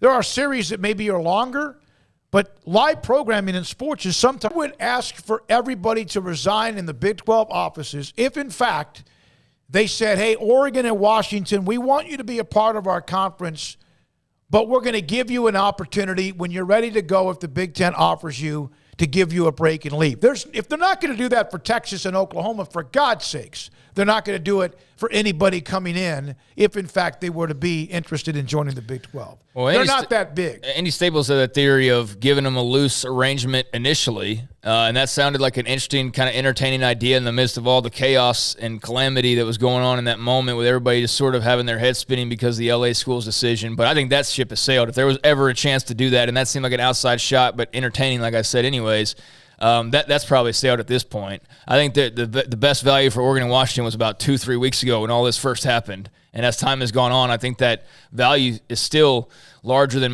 most others that are out there. But I don't know that it's piping hot like it seemed to be about 3 weeks ago. No. When it was like inevitability they were going to join the Big Ten, according to some out there. Or even I saw Oregon SEC rumors and the like. So, yeah, I don't buy that for a second. I mean, they're big programs, and they can bring in some level of money, but they're not that big where I think they're going to go in there and start acting like Oklahoma and Texas with the schools that just got done dealing with Oklahoma and Texas. They're on an even playing field now, and if anything, Oregon and Washington are not above a lot of those other schools. They would not look down on Oklahoma State and Baylor and those I don't believe that for a second. Even though there are some media that feels that way and write that way, they probably live on the West Coast. Here's an interesting story. Don Williams, a Lubbock Online Journal, a Lubbock Avalanche Journal. The Matador, this is just coming out. The Matador Club, a nonprofit collective organized by Texas Tech donors, plans this week to sign 100 Red Raiders football players each to 1-year, $25,000 contracts. Cody Campbell, the founding member, we've heard all about his wealth, said all 85 scholarship players and 15 of the top walk-ons will be covered under the agreements. In return, they'll be expected to do community service, charitable work around Lubbock, and in the future, possibly other West Texas cities. Payments to players will be made monthly beginning the first week in August, and community service endeavors will continue throughout the next year. I thought the city of Lubbock just had its charms, and that's why people wanted to go out there. But, yeah, I mean, that's a massive NIL move for Texas Tech. I'll say this, if they don't win something of substance here in the next few years, then it's a lot of money that was not necessarily wasted, but did not quite accomplish what it set out to, because I know they're trying to enrich lives and make it lives better. And, hey, look, I mean, that's fantastic news for those football players, but this is as much doing a good service as it is, hey, come play at Texas Tech, and here's a big carrot to come play out here in Lubbock. And they are going all out. I mean, you got some oil guys, and oil is obviously doing very well right now, and they have been contributing big, fistfuls of cash to that program. We saw the big stadium, announcement as far as, working on what was one of the end zones, and then also the whole complex that'll be around that. We saw that just announced officially last week. Obviously, there's a lot of fire right now with the McGuire hire. And, I mean, it's very clear to me that Texas Tech has been a stale brand now for a few years, and they see that this is an opportunity as everything is changing to basically just go balls to the freaking wall and be who they feel like they should be. And you're seeing it all happen in the last few months, right? I mean, the hire of McGuire to the stadium announcements to the different donations, and now this, everybody's going to get $25,000. This is like UT offering their offensive linemen basically $50K to sign up, through NIL or whatever. I like that they've got the caveat that there's some public service attached to this, so it's not just, hey, we're giving $25K to everybody who's on the team. There is some element of work to it, but hey, good for Texas Tech. I mean, like I said, they're going all out, and you just want it will be interesting to see how much all of that investment pays off for them on the football field in the long run. We will, at some point this week, I believe, have a writer who covers Clemson about what they've done. You don't hear much of them when it comes to NIL and how they do it, maybe in a very quiet, doesn't mean it's not public way. And there's Texas Tech with $25,000 per player, 100 players who will be a part of that NIL collective. What happens if a guy wants to transfer? Well, it's something we. And I'm talking just in general with these types of deals. It's like, can you not? I mean, do you sacrifice some of that money if you leave mid-season? You know what I'm saying? If you've earned it and it's in your bank, no. Right, but that's going forward. Yeah, there's no way I can imagine somebody who signs up 1 year and then all of a sudden November they still want to get paid until they're there. I guess it is weekly pay or bi-weekly or whatever, like monthly. Jobs do. Monthly, okay, yeah. Monthly pay. I guess you could leave at the end of the month and just make what you make while you're around. But that's one of the things I've wondered with these types of deals is like, what if a guy just jumps in the transfer portal? Well, is there like contractual obligations? Or I would think he's done. Campbell said payments to players will be made monthly beginning the first week of August. Community service endeavors will continue throughout the next year. So if you leave in November and you got money August, September, October, but you're gone, to me, your connection to getting any payments would be gone. Here's one thing I was interested in bringing up. And I thought about this. I don't even know why. What's going to happen when somebody who is getting an NIL deal gets miserable and then turns somebody in with maybe more details than what we think? Who's going to enforce anything? That's the thing, is who's going to do anything about it? The NCAA?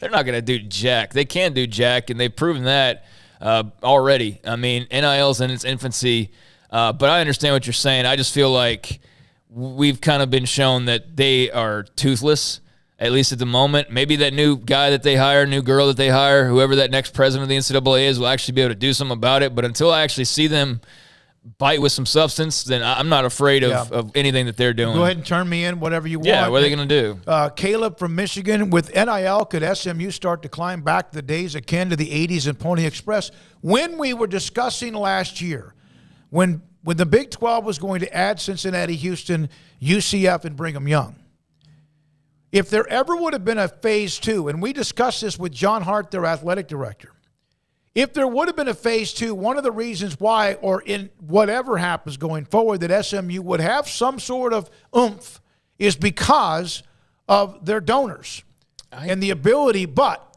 they don't carry the eyeballs of Dallas like TCU does in Fort Worth or Houston and Mays in the city of Houston. But that was at least something that was brought up, that the NIL could at least allow them to be successful. That doesn't mean a conference would gain more eyeballs or the value, but that was brought up. Yeah, they are definitely. I mean, would you even say they're a top 5 program in Dallas if you were looking for eyeballs? No. I mean, maybe borderline top 5. And I really like SMU. Right, I do too. It's still Oklahoma. It's Texas. It's Texas Tech. A&M is more to the Houston, but TCU, Baylor's got a strong Baylor go toe-to-toe, yep. That doesn't include Oklahoma State. Right. So I would, unfortunately for them, and again, I would think not. Here's another thing I wonder about collectives and NIL money and all of that is, okay, if you're out of Texas Tech, and this applies across the board, I know Miami's been doing their thing, and some of them, I mean, there's probably a lot that we don't even know about. Most of them we don't even know about what's really going on. It's just there's the 5 or 6 that seem to be talked about the most, and Texas Tech has become one of those, along with Texas and Miami and whoever else, a couple others you want to throw in there. But like at one point, do you as an alum just go, okay, enough already?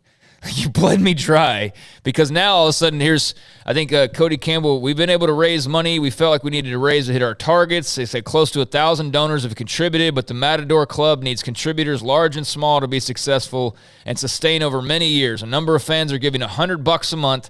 Others have given amounts such as $1,000 and $5,000, but like this is just to pay the players. So like at what point, I mean, are we not in a recession or basically in one or officially or unofficially? And I that's what I just wonder is the NIL, it's not like that's replacing your donation for facilities. And I know those aren't, but whatever you would consider your yearly donations that you just kind of throw into that pile of money that they eventually use for facilities or whatever they do with it. Game day atmosphere. Like I know Cody Campbell's never going to run out of money, especially not with oil doing what it's doing right now. So it's not an issue to him, but he's not the only one covering it because, as he said, there's 1,000 donors. So there's a lot being asked of college football and college athletics fans in terms of donations due to NIL, and that's a part of it I wonder, no matter how big the school or how big the boosters or how big is – like Texas will probably never have an issue with this, but I wonder how many try to run 100 miles per hour – and then, here in a couple of years, it's like, all right, we got to cut back a little bit because this is just unsustainable. Some of the responses from this, by the way, from Sergeant Pickles 13, I love the name. Donors will stop giving the money when their investment doesn't provide results. Right. Yep. If it works and wins, then they'll keep ponying up. You're absolutely right. I don't know how to pronounce Balgesjar. It's all a tax write-off. I've heard that a lot. Let's see here. That's a $1.25 million. Is that right? A $1.25? No, it's a $2.5 million payroll. Is that right? 100 players times, what did he say it was? 100 times 25,000. Yeah. And Warren Buffett gave $100, red wine $100 to Nebraska. He needs to give them more. They need to start paying players Yeah, that's better. $2.5 million just for that salary for your football team. Roger, the Dodger NIL needs a year of players having results on the field to balance the market. We've got a break because Ian Fitzsimmons joining us from ESPN Radio and ESPN sideline reporter. Thomas Just, there are 500,000 living Longhorn means we're going to use NIL to kill it. And then, again, you want to make sure that when you start to do that you're getting enough in return as far as performance. That 501c3 going to be very interesting. All right, when we come back, Ian Fitzsimmons, ESPN, Sikkim 365 Radio and 365 Sports. Cars priced right both day and night. Average your car in Texas. Trucks built for you, red, white, and blue. Average your car in Texas. Cars that zoom with lots of room. Average your car in Texas. Count on us, a dealer to trust. Average your car in Waco, Texas. At Ideal MRI, we feel blessed to be a part of the Waco community. We're a small family business right here in Central Texas, and our goal is to bring down the cost of healthcare while maintaining high quality. At times like this, the cost of healthcare has never been more important, and unfortunately, significant illnesses and injuries still occur. That's why Ideal MRI is open and here to serve you through the difficult time. We offer premium MRIs just like a hospital with state-of-the-art technology and specialists, but you'll pay less. Sometimes thousands of dollars less, whether you're using insurance or not. At Ideal MRI, we accept most insurance and there are no hidden costs, even offering financing if that's needed. Everything included in the price, and you'll not get something as a surprise in the mail later on. If you need an MRI, ask your doctor about Ideal MRI. They'll know. You can schedule an appointment safely from home online in minutes at idealmri.com or give us a call, 833-IDEAL-MRI, idealmri.com. It was broad daylight. I stepped into a gas station for 5 minutes to grab a snack, and just like that, my car was broken into. They made out like a bandit. My laptop, my phone, everything. I called my agent to see what could be done, and he restored my faith in humanity. My claim was processed so quickly, and I was able to recover my losses. Stop by and see our agents at one of our 3 McLennan County locations. Coverage and discounts are subject to qualifications and policy terms and may vary by situation. Automatic Chef Canteen is a full-service micro-market vending and office coffee provider with state-of-the-art vending equipment, a wide variety of products, and offering custom-fitted micro-market vending office coffee solutions for your employee break room. You want a full break room solution and a workplace oasis? Well, Automatic Chef Canteen, locally owned and operated for over 50 years in Central Texas, also includes in-house mechanics on call 24/7 for fast, reliable service and maintenance. Automatic Chef Canteen, 6900 Imperial Drive in Waco, or online at automaticchefcanteen.com. Did you know that Waco Regional Tennis and Fitness is a partner of the city of Waco? Did you know that we are open to the public? Waco Regional Tennis and Fitness offers day passes to the public for only $10 a day, and we offer money-saving memberships. Waco Regional Tennis and Fitness offers over 40 group exercise classes each week, including bar, yoga, boot camp, indoor cycling, and more. There are free weights, weight machines, TRX, rowing machines, stationary bikes, new treadmills, elliptical machines, and much more on the spacious weight room floor. Personal training available where you can be encouraged to grow. Sauna, whirlpool, tanning bed and kids club, 17 tennis courts, 8 pickleball courts, youth and adult tennis and pickleball lessons. Waco's premier experience where you can help your mind, body, and soul. Visit our website at wacotennis.com. Call us at 254-753-7675 or visit us next to Hawaiian Falls on Lakeshore Drive in Waco.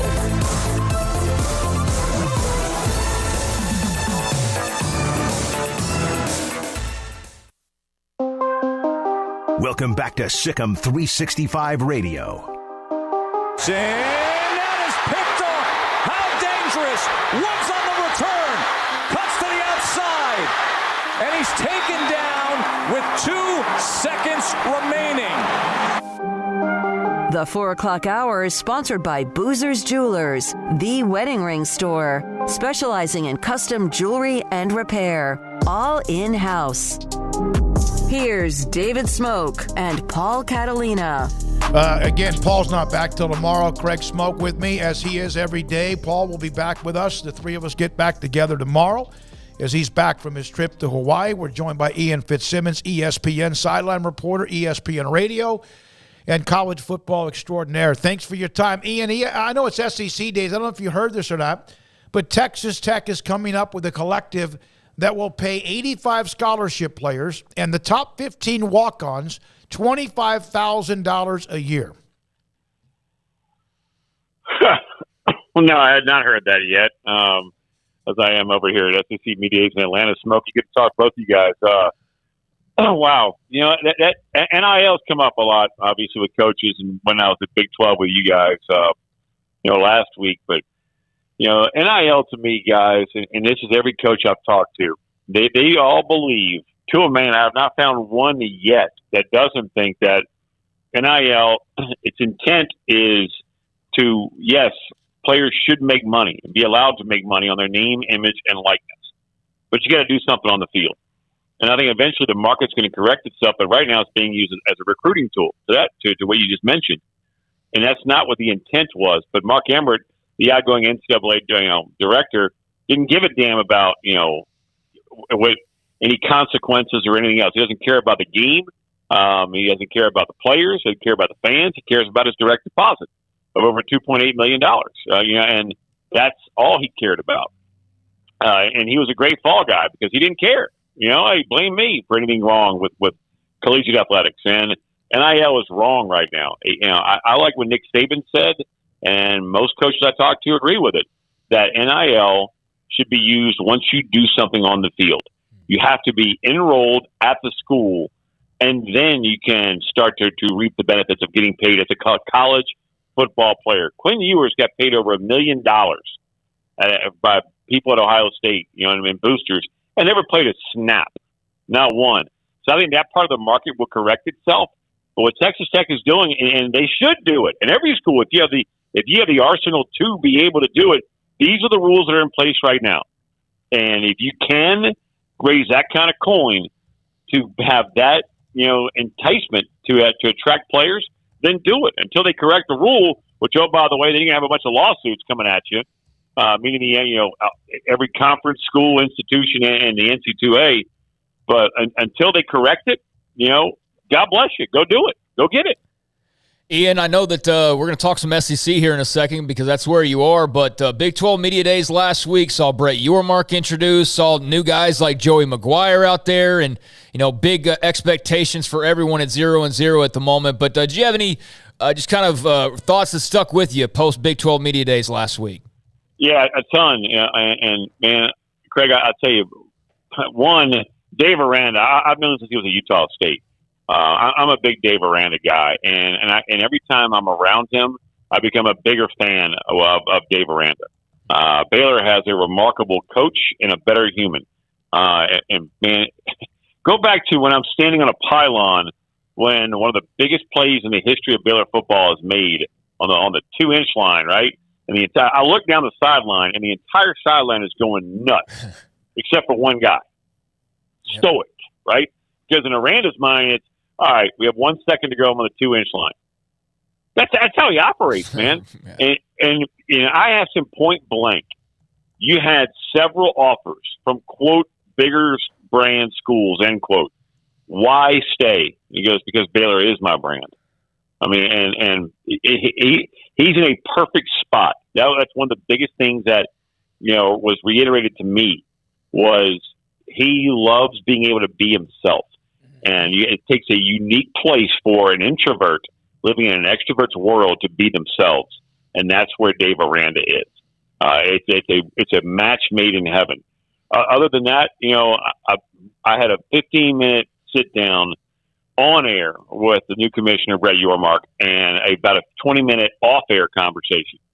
There is little doubt in my mind that he is already taking note of what Commissioner Phillips did not do in the ACC and Commissioner Kleofkoff in the Pac-12 did not do, and that is be aggressive. They were naive and trustworthy, and you cannot trust anybody in college football right now, and I do mean anybody if you're a conference commissioner.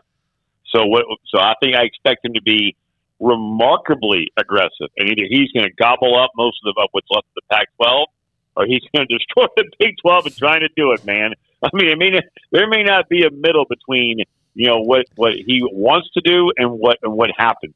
But I tell you what, he's going to go down swinging.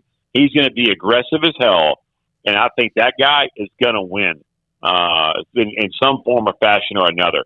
He invoked the name Bob Bowlesby 5 different times in our 15-minute conversation on air, another 4 or 5 times off air, which is brilliant because Bob Bowlesby held the Big 12 together with spit, glue, and duct tape, man. And remember, everyone had it gone. It was folding. It was history. And he found a way to keep it together.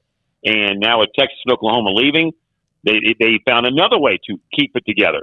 Now, Yormark, I do believe, is going to try his damnedest, and he's going to be extremely aggressive in taking it to a whole nother level, whether it's Arizona State, Oregon, Washington, whatever it is, because geography doesn't matter anymore in college football, which is sad because you had geographical bragging rights that are not going to be gone. But Brett is I'm telling you, he is going to be the complete opposite of Phillips and Kleopkov, and that is aggressive as hell and not trusting a soul. So you're right in the middle of college football heaven with in Atlanta with the SEC Media Days, and I did see some of what Sankey had to say, saying all the right things. What do you think about what the SEC really wants to do in the next 2 or 3 years? If you read between the lines of what Greg Sankey, the commissioner of the Southeastern Conference, Smokey, said today, it is that there's a new Division I coming in college football.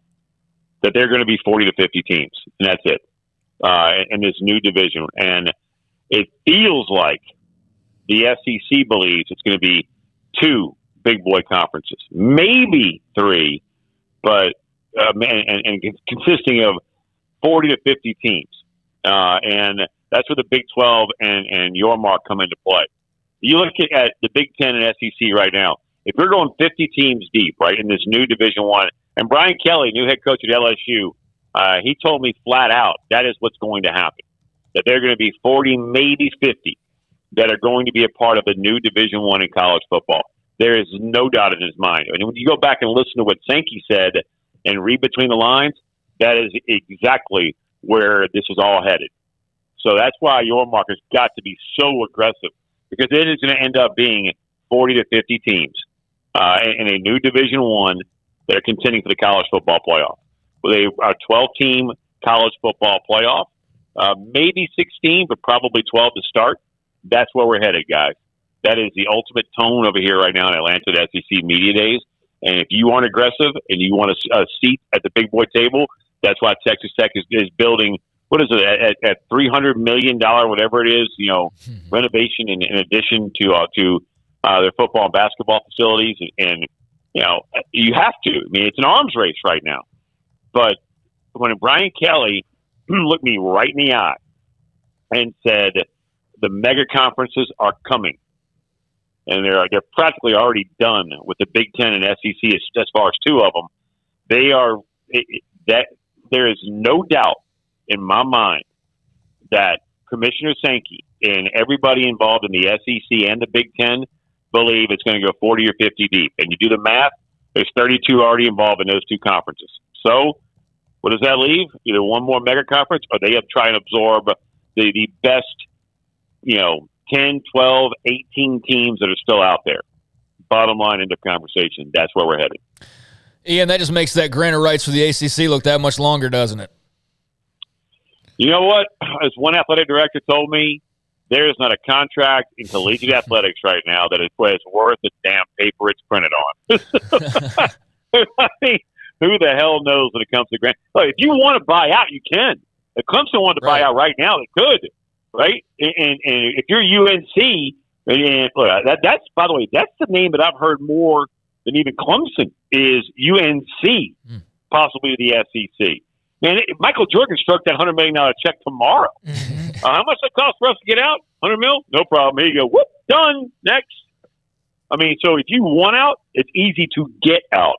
So the grant of rights to that one athletic director's comment. There's not a single contract that is worth the paper it's printed on. But you know what else is printed?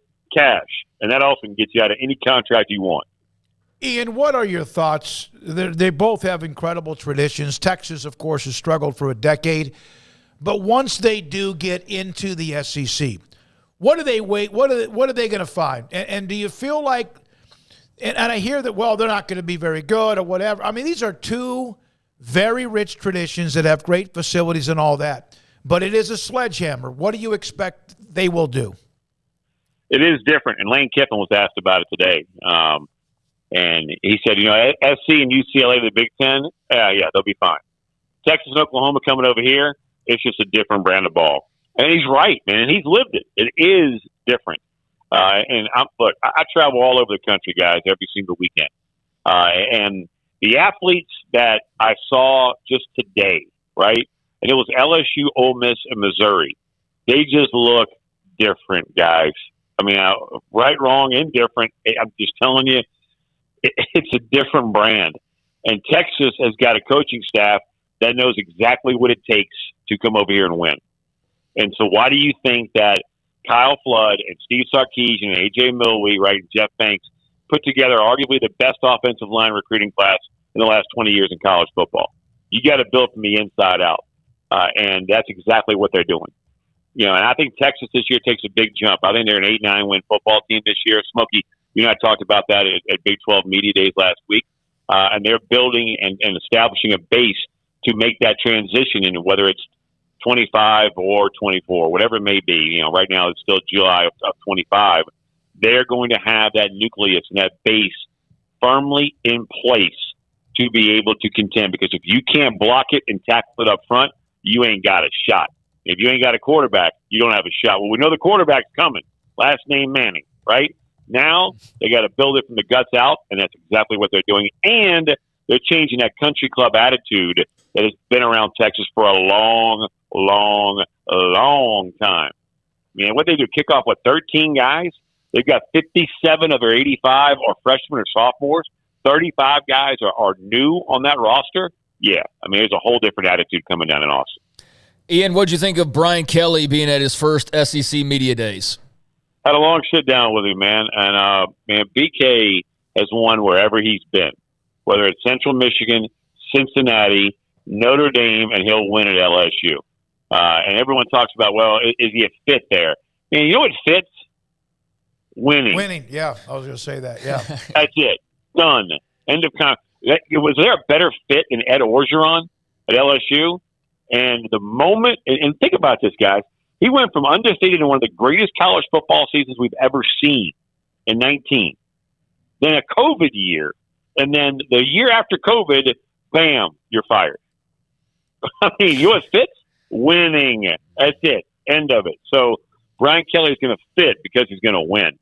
And look, I mean, talking to like Jack Besh, an outstanding young wide receiver at LSU today. You know, and Mike Jones are there, their linebacker out of, that transferred over from Clemson. The attention to detail and the amount of player accountability he instills in the players to account for themselves and hold the guy next to them accountable is remarkable. Brian Kelly is going to be just fine at LSU. You know, you mentioned people can get out if they want to, Clemson, Florida State, whoever, North Carolina. But isn't that what actually has kept Texas and Oklahoma from leaving, is that contract? Yeah, so far. I mean, as far as breaking theirs to try and leave early, yeah. I mean, so far. Now, look, again, I mean, I don't have all the details. I'm not a lawyer, man. But from what I understand, I mean, if they wanted to break it, yeah, you had to pony up the cash. And right now, I mean, they're not ponying up the cash. You got a bunch of lawyers that are still going to be in meeting rooms. You know, Greg Sankey, that was I think the first or second question he was asked today. And he said that, you know, that's not a question for him. That's a question for the Big 12, Texas and Oklahoma. But right now, they're expecting him in July 2025. Would he want him here earlier? Sure. The way they've built in their new, you know, scheduling structure, they can accommodate either 8, 9, or 10 conference games. So are they? And that tells me, by the way, they are prepared for them to be able to leave early if they can, and if they're able to do so. If they do, you know, CTC. Cut that check, right? So the new schedule model is in place, and they can adapt to it immediately if they are able to leave. But right now, it's still July 2025, Coach. Hey, man, appreciate it as always, Ian. I know you're enjoying it. The SEC Media Days, it was great to see you last week, as it always is, and love it when we get you on the show. Smokey, I miss you chili, Bubba, at Cowboy training camp, man. The best. I've never seen a human being put grape jelly and chili in my life, but my man Smokey does it. And let me tell you something, folks. It's the best chili I've ever had, buddy. I miss you guys. Miss you too, buddy. Good to see you. Good to talk with you. Good to have you on the show. Ian Fitzsimmons, ESPN, also sideline reporter, college football analyst with us on Sikkim 365 Radio, 365 Sports. Yeah, I need to go back, and I plan on later tonight going back and re-listening to Greg Sankey just in full and hearing, you know, everything that he had to say. But he definitely raised some eyebrows with his comments on the future and their action or lack thereof as far as expansion goes. And the one thing I will agree 100% with Ian on is not to believe a single word that's coming out of anybody's mouth. I mean, not a single one. Yep. I don't care who it is. If they are in college athletics and they are an administrator or an official of any sort, I don't believe a single word that's coming out of their mouth. And even with contracts, like he said, those things can be broken. I do think there is a bit more to that part of it, because I do think if it was as simple as, hey, UT and OU, it's $80 million to leave, they could cut an $80 million check if they have it, and I know that UT has it, and I would imagine Oklahoma, if they really wanted to come up with that money, could somehow or another probably come up with that money. That's still $80 million. And I do think that there's also still the fact that your rights are still in the possession of the Big 12 through the grant of rights. So why would you, if you're the Big 12, just hand that over? You know what I mean? And $80 million would help do that, but yeah, I think if it was that simple, then boom, Texas pays and they're gone and they're out of there and they recoup that money within a couple of years. But it's a little bit more complicated. But as far as the direction of the super conferences, and Sankey alluding to that, I think that's what we've been talking about now for quite a while, for well over a year, if not a couple years, if not even longer than that in some cases. The super conference term has been out there in some form or fashion. Some people have tried to use an NFL comparison, the AFC, NFC type thing, and that's what he's alluding to as well. Although, 50, that's still 18 teams more than the NFL. No. So It's not really quite an exact comparison. It'd be like having an AFC, NFC, and an EFC all together. Here's another thing. Right now, there are how many teams in the Big Ten? 16 if you add USC and UCLA, 16 in the SEC. That's 32. That's still 18 or 20, 15, whatever number it is. So who else is left that would be a part of that if, in fact, they were to get to that magical number of 50? And I know we got to go, but if you are to play the 50 game, that is the very interesting conversation of who's in the 18. Well, there's 4 right now in the ACC that you could just venture to guess. So there's, who would those 14 others be? And I don't think a bunch of Texas schools are going to be left out in the cold with as much as this state cares about football and ratings and all that. So and 40 to me is almost like, is that a national championship? No. I mean, really? Even if you want, according to who? Your ego? The Blue Bloods. And I get it that might be true, but I just can't imagine that it would be shut off at 40 right now. Hey, look, Vanderbilt gets to play for a football national title, but Baylor and Oklahoma State and Oregon and Washington, and they can just go play for whatever else. But based on Vandy gets to play for a title. Okay, sure, whatever. They do because they're a part of a conference, and others who have a chance to maybe play for one because they're a part of another conference. When we come back, Cody Alexander, matchquarters.com. He's a disciple of Phil Bennett, great friend of our show. He was at the Texas High School football convention yesterday, and it's going on throughout the week in San Antonio, and sat in on Dave Aranda's talk.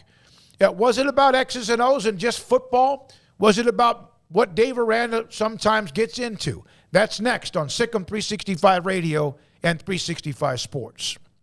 Alan Samuels, Dodge Chrysler Jeep Ram Fiat, Loop 340 east of 84 in Waco. Twice as much inventory right now on the lot plus in transit. That's going on right now on the ground at Alan Samuels. Also, shop the huge inventory selection, expecting that inventory will be even more and more as the month goes on. And also 2.9% financing on almost all of their new cars. Construction inside and outside, but not slowing down. What's available for you, the customer? And they have great people inside that building to help you find the car, truck, or SUV that you need. Alan Samuels, Dodge Chrysler Jeep Ram Fiat, Loop 340 east of 84 in Waco. Baylor University is where lights shine bright. So, let there be light. Let there be roommates and teammates, scholarship and championships. Let there be fresh starts and new traditions, fast friendships and lasting impacts. Let there be laughter. Let there be joy. Let there be light. Baylor University, where lights shine bright. One size fits all. That may be all right for an adjustable belt or cheap sunglasses, but when it comes to your financial needs, no one wants a one-size-fits-all strategy. Ben Erlinson, your Edward Jones financial advisor, knows that his most important goals are yours. That's why he takes the time to understand your needs, knowing you. That's how Edward Jones makes sense of investing. Ben Erlinson, 100 North 6th Street in Waco, 254-759-8533. Edward Jones, member SIPC. Shorty's Pizza Shack at 12th and Bagby is a homegrown, family-owned and operated must-visit pizza place in Waco. Fantastic pizza by the slice or get the whole pie to share. Great happy hour specials every single day, and it's not just pizza. Great wings. You have to try the Sikkim sauce, chili cheese fries, pizza pillows, and more. Dine in for a great hangout or carry-out. Order online at shortyspizzashack.com or do yourself a favor and bring your crew to the restaurant at 12th and Bagby. Shorty's Pizza Shack. Tell them Paul sent you by.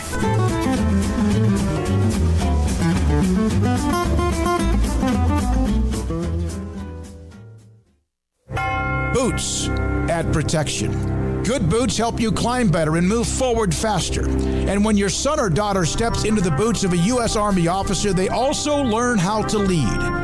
In these boots, they'll gain more confidence with expert training in one of more than 150 occupational specialties. In these boots, they'll stand a little taller and lead a team with diverse backgrounds and areas of expertise to successfully accomplish whatever challenge comes next. In these boots, they'll earn respect with valuable experience from day one that will give them solid footing for success into the future. Highly qualified candidates who earn a spot on our team can receive comprehensive health care coverage, college tuition assistance, and a bonus of up to $40,000. See all the things your son or daughter can achieve in our boots at GoArmy.com. U.S. Army Waco Recruiting Company, 254-598-8131 or 254-776-1543.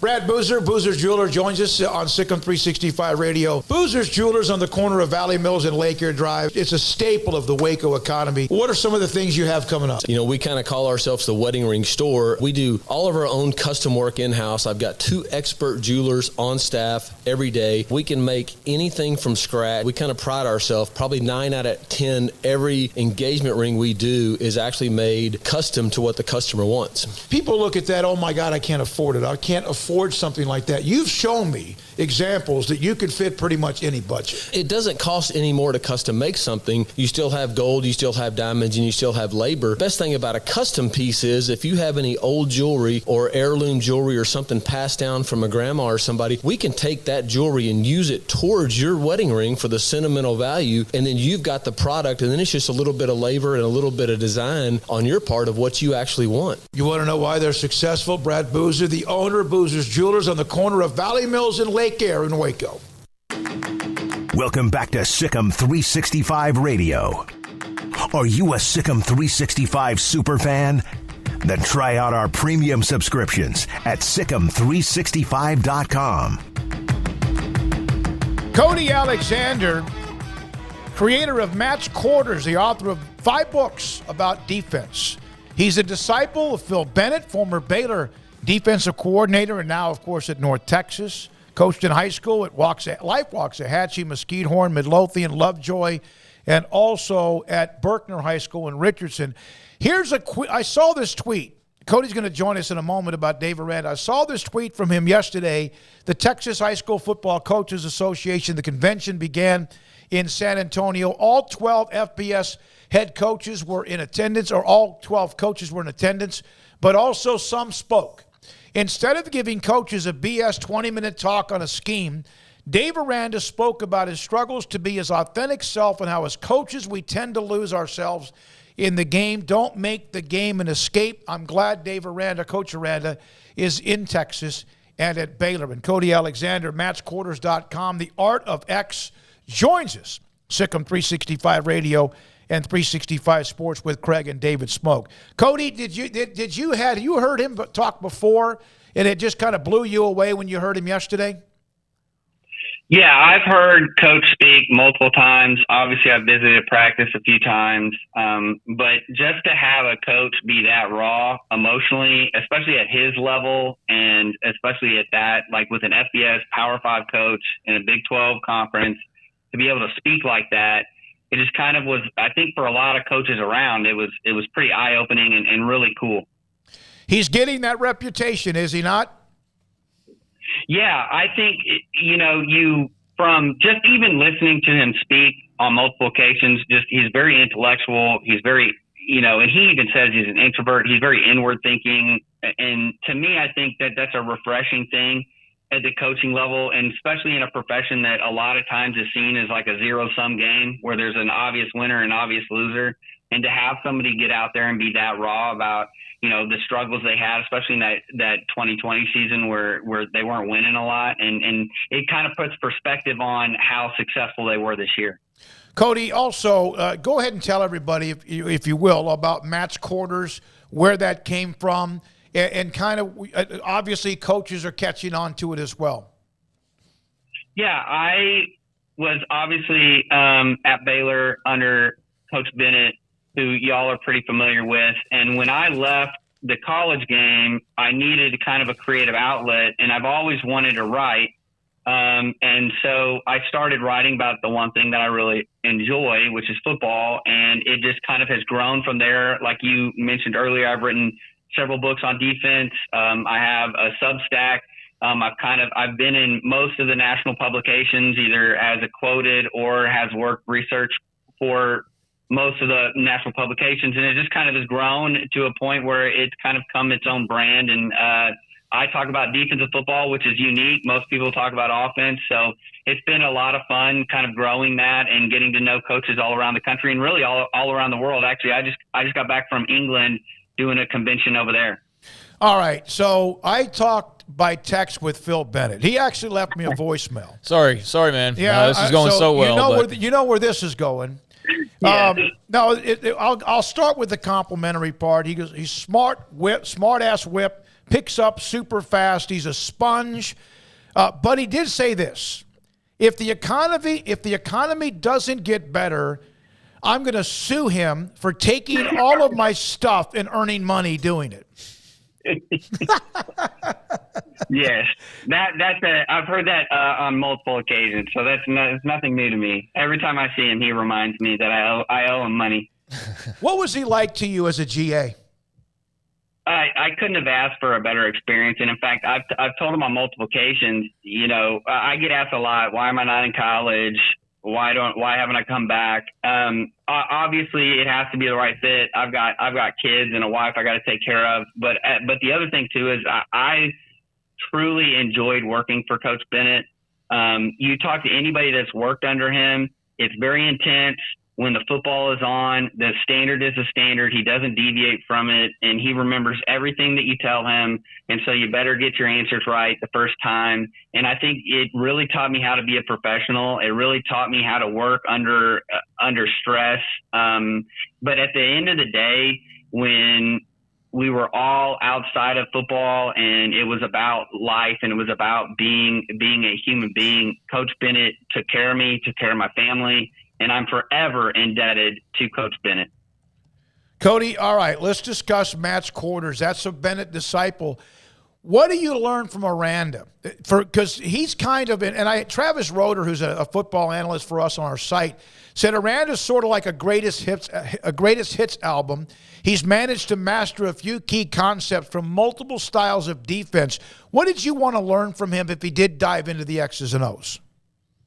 My biggest thing that I think that he's been ahead of the curve on for a long time has been running even front looks, which is like your typical 4-down looks, but running odd spacing behind it, meaning that you're getting into closed B gaps. So most people know Dave Aranda as kind of the tight front guru. I know Saban kind of tried to come in there with the mint front stuff, but really Aranda is the one that has been running that for forever, and it's kind of him and Ron Roberts kind of have developed that system but being able to give a 4-down presentation and change that post-snap with his creepers and sims, which is really what has become kind of the staple of his system, and giving kind of that what's called odd spacing, which is, again, changing it from an even front to an odd front post-snap.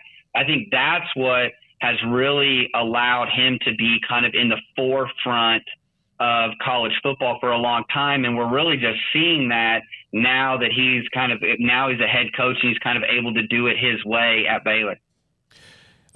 This is also from Travis, because he was excited that you're coming on, and I think he has actually maybe been in contact with you before or watched what you do.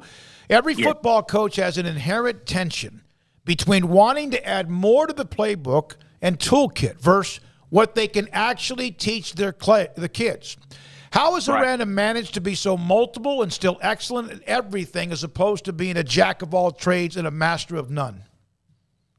He's not deviating from his base. And even though it looks like that to the naked eye or to the casual fan, where, this is a completely different structure and the picture looks different, conceptually, schematically, and then the way that they teach everything and how it fits on game day really is not deviating much from his initial, day one install in Type 4. So even though it looks like it's a 4-down presentation, but they're doing certain things, you're actually getting the same fits, you're getting the same structures. And when you teach things, and he did such a great, pedagogy, which is the art of teaching and how the science of teaching, how you do things, everything is so layered out, and he's done it for such a long time that he's kind of created this ecosystem where he's able to teach these kids how to do it and develop them and be able to look multiple by keeping things simple. So it looks multiple to the offense, it looks confusing to the offense, but yet in reality, when it comes down to the players, they're not really doing anything conceptually different than they learned on day one. So what he's done at Baylor, and as you mentioned, 2020 was a disaster in many, many ways, and they changed up and he made some decisions. But what they're doing defensively, this is no, like you said, this is what he and Roberts have done. This seems to be that's their brand. That's who they will be. And your thoughts about how good they were last year. Rule had a hell of a defense in 19, but last year's defense sure was very special. Right, and those two defenses were completely different. And just structurally, how it was, Snow was much more blitzing, applying actual pressure, where Aranda is more what I call passive pressure. We're sending pressure. We're pressuring you by how we align. We're pressuring you with post-snap movement. We're pressuring you with coverage. We're pressuring you with their creepers and sims, which is essentially just a 4-man rush, which on paper that you're like, okay, well, the offensive line should be able to pick that up. But Aranda has stated in multiple different occasions about how when he's designing this defense is that it's kind of a pinpoint. It's a scalpel. This isn't a hammer. This isn't we're not just kind of a machine gunning around and hopefully one of the bullets will catch. This is pinpoint, scalpel. We know exactly what we're doing. We're trying to attack it, and we're trying to give that pressure. And the reason why I say passive pressure and using that oxymoron is because though they're applying pressure, they're doing it with pinpoint accuracy because they know exactly what they're trying to do and what concept they're trying to attack, yet they're keeping that 7-man distribution on the back end, which is a traditional 7-man route distribution, whether it's cover 3, cover 2, cover 4, whatever they're running on the back end. They're not losing any coverage integrity when they're actually applying pressure. So it's kind of this illusion that is really effective, and you're seeing it being adopted from the top coaches in college football and even at the NFL. Cody, I'm a novice when it comes to this X's and O stuff, so I've enjoyed just sitting back and listening to you talk. I was curious from one standpoint, though, when you're replacing a bunch of ultra-talented veteran players like Baylor's defense will be doing, guys that were in the system for 4 and 5 years, with what they do, how replaceable, so to speak, are guys? How much does the talent matter in the long run in terms of executing what they do? Yeah, this is the kind of the coaching paradox, is that scheme is really important. it's really important in terms of establishing a culture and developing talent and making sure you're doing the right thing. But at the end of the day, I mean, the best players win games. And I think the loss of Petrie is going to be big. He was such a utility player, and he was able to do a lot of things and answer a lot of things, problems essentially for Baylor. That's going to be something to look into. But yeah, when you lose a ton of production, you're obviously going to take a step back. The one thing that I will say about, I think Aranda has kind of found in Baylor what he found in Wisconsin, which is it's about the development of players. It's about really recruiting the right kids that want to come to Baylor, that want to come to that area. And it's about being intelligent about the way they do things, and teaching is important. And so to me, I feel like there may be a step back, but you're going to continuously see growth. I think that they're on the right track, and he's been proven at every place that he's been at that he's going to find the right way, and I feel like he's got the staff to do it. Here's on the chat room, Chaffee City, USA. Aranda found out how to combat the spread with single gap responsibility. Right. I think in terms of that too, like, yes, it is single gap, but a lot of it with the backers, they are actually reading. They're reading. It's a little bit more advanced than just hitting your gap. It's a little bit more fluid than that. But him being able to switch in and out of odd and even spacing. I mean, even last year they were a big underfront team, which would have been very similar to what Coach Bennett was doing towards the end of his tenure here at Baylor with what he called Okie.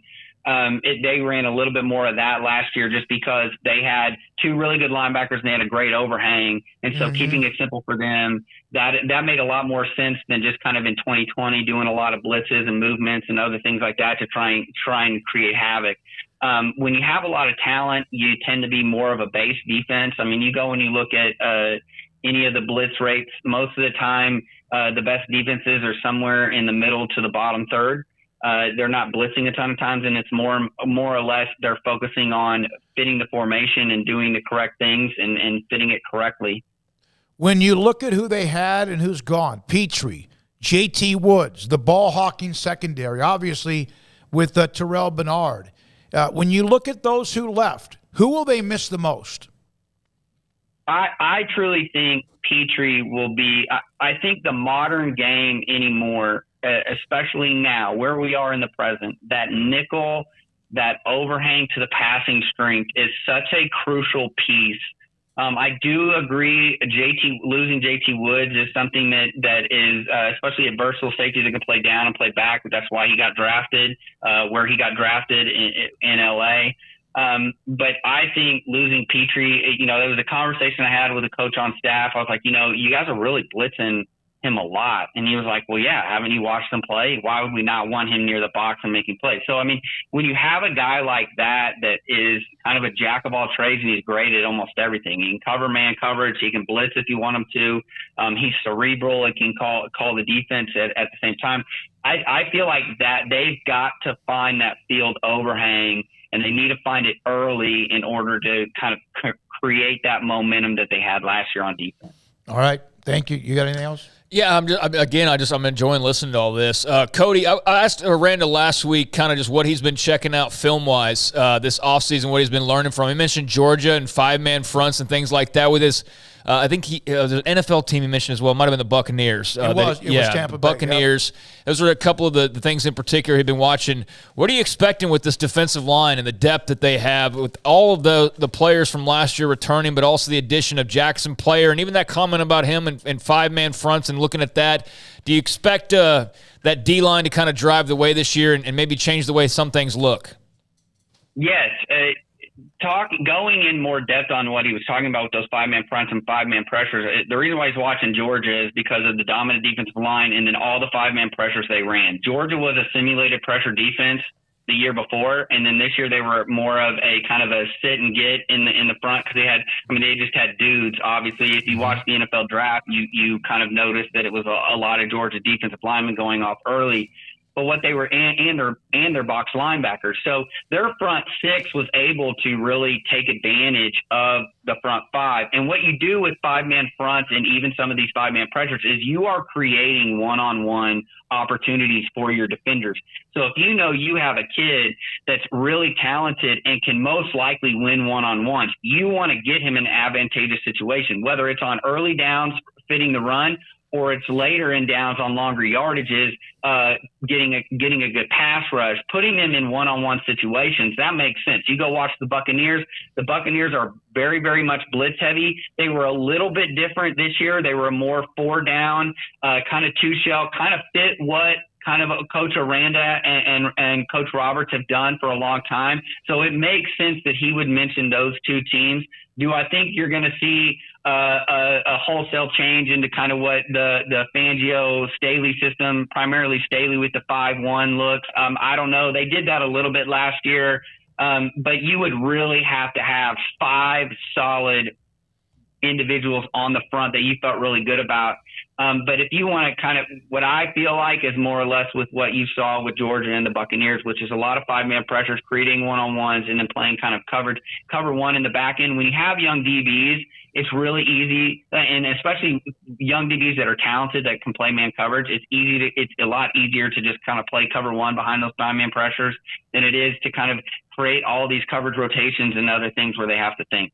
Cody, again, it's matchquarters.com. You could tell he is absolutely all juiced up over the X's and O's of what he's doing, and also the fact he had a chance to listen again to Dave Aranda down in San Antonio. Ron Roberts had a really nice follow-up on your tweet as well, I noticed. Yeah, so you're did. talking about, Dave Aranda, the way he's talking, and Ron Roberts, he's challenging every stereotype of what a leader needs to be at the Power 5 level, cutting edge, and doing it his own way. So I thought that was pretty cool, too. Yeah, absolutely. Yeah, Coach Roberts has been good to me, and I appreciate Coach Roberts. Yeah. Cody, we might get you back on again once the season begins, just to kind of help look at it in your perspective of what they're doing with this newer version of some of those who are back, and also the younger players as well. Cody Alexander, you can follow him if you want on Twitter. It's great. Again, the website is matchquarters.com. He's the creator of that. Also the host of Art of the X Show.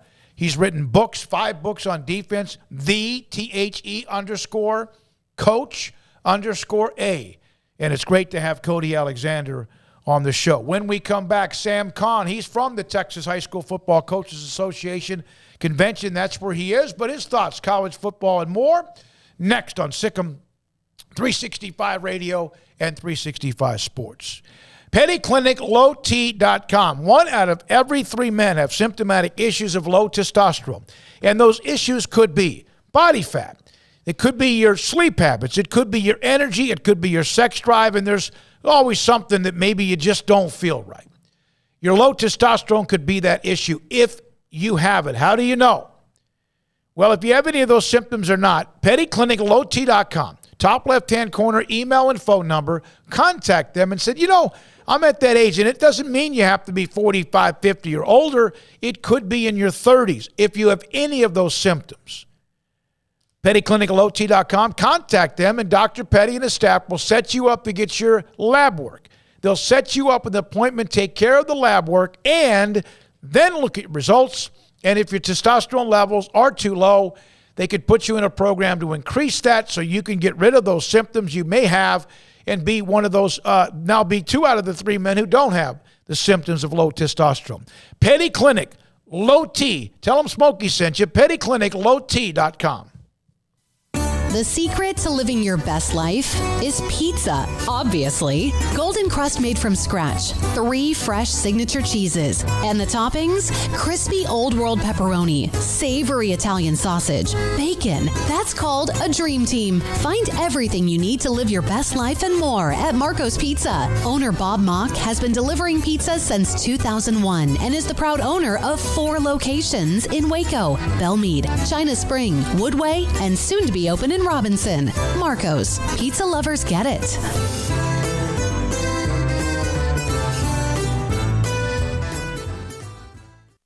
Brad Boozer, Boozer's Jeweler, joins us on Sikkim 365 Radio. This is a great time for your business. Exactly.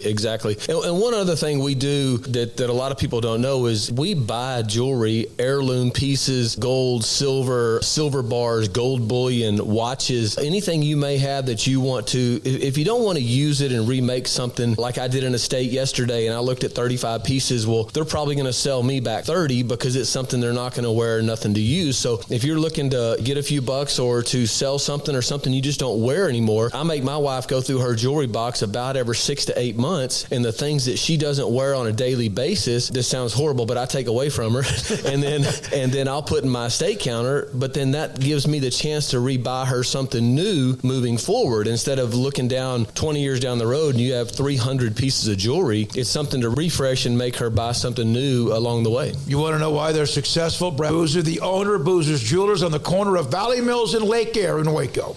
From the first workout to the last practice, sports is an incredible and rewarding challenge. Hi, everyone. This is Dan Ingham with the First National Bank of Central Texas, and we're proud to support each athlete, every parent, and our educators. From families, small businesses, to the biggest industry, we're here to help. With remarkable products like mortgage lending, we've got banking ideas that fuel big dreams. The First National Bank of Central Texas. Familiar faces making local decisions. Member FDIC, Equal Housing Lender. You want to know why Stonewood Dental is so successful? Listen to what happy customers have to say. It's pleasant. It's different than any other dentist's office. I really feel like they care. And it's not that you're here for 2 hours waiting on someone to take care of you. It's quick and easy, and I bring my kids, and my kids love being here too. They really love the treasure box. Staff is really nice and accommodating, real friendly. You feel more like home. It's not sterile looking. Everybody has their own personalized rooms with decorations and decor, and they'll even have a blanket for you when it's cold. I've recommended people to actually come here, and they are patients now. I really love it here. It feels like family. Learn more, stonewood-dental.com.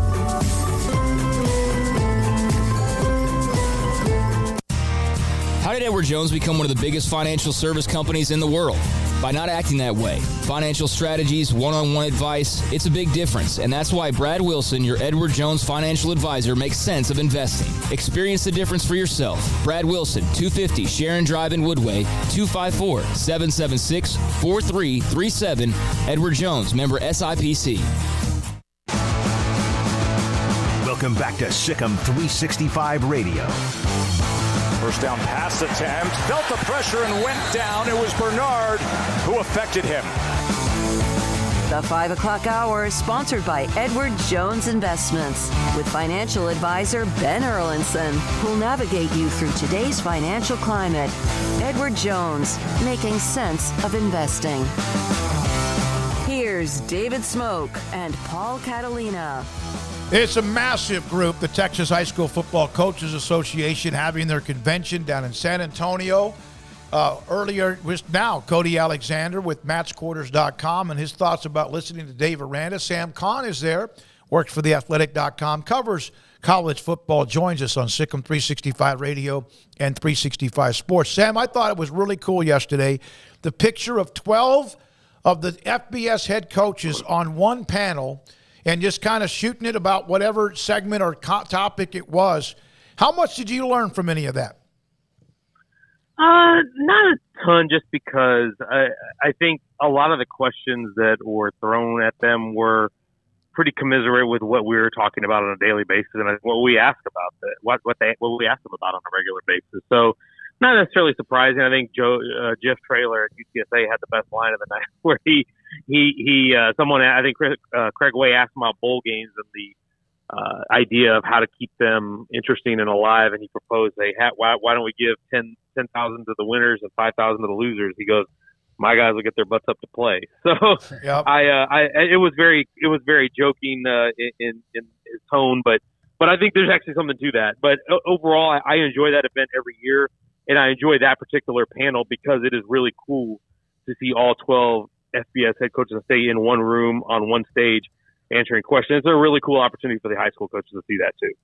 All right, so I saw the picture of both Joe Castiglione and Chris Del Conte taking questions or whatever they were doing. How many of them are surrounded the SEC?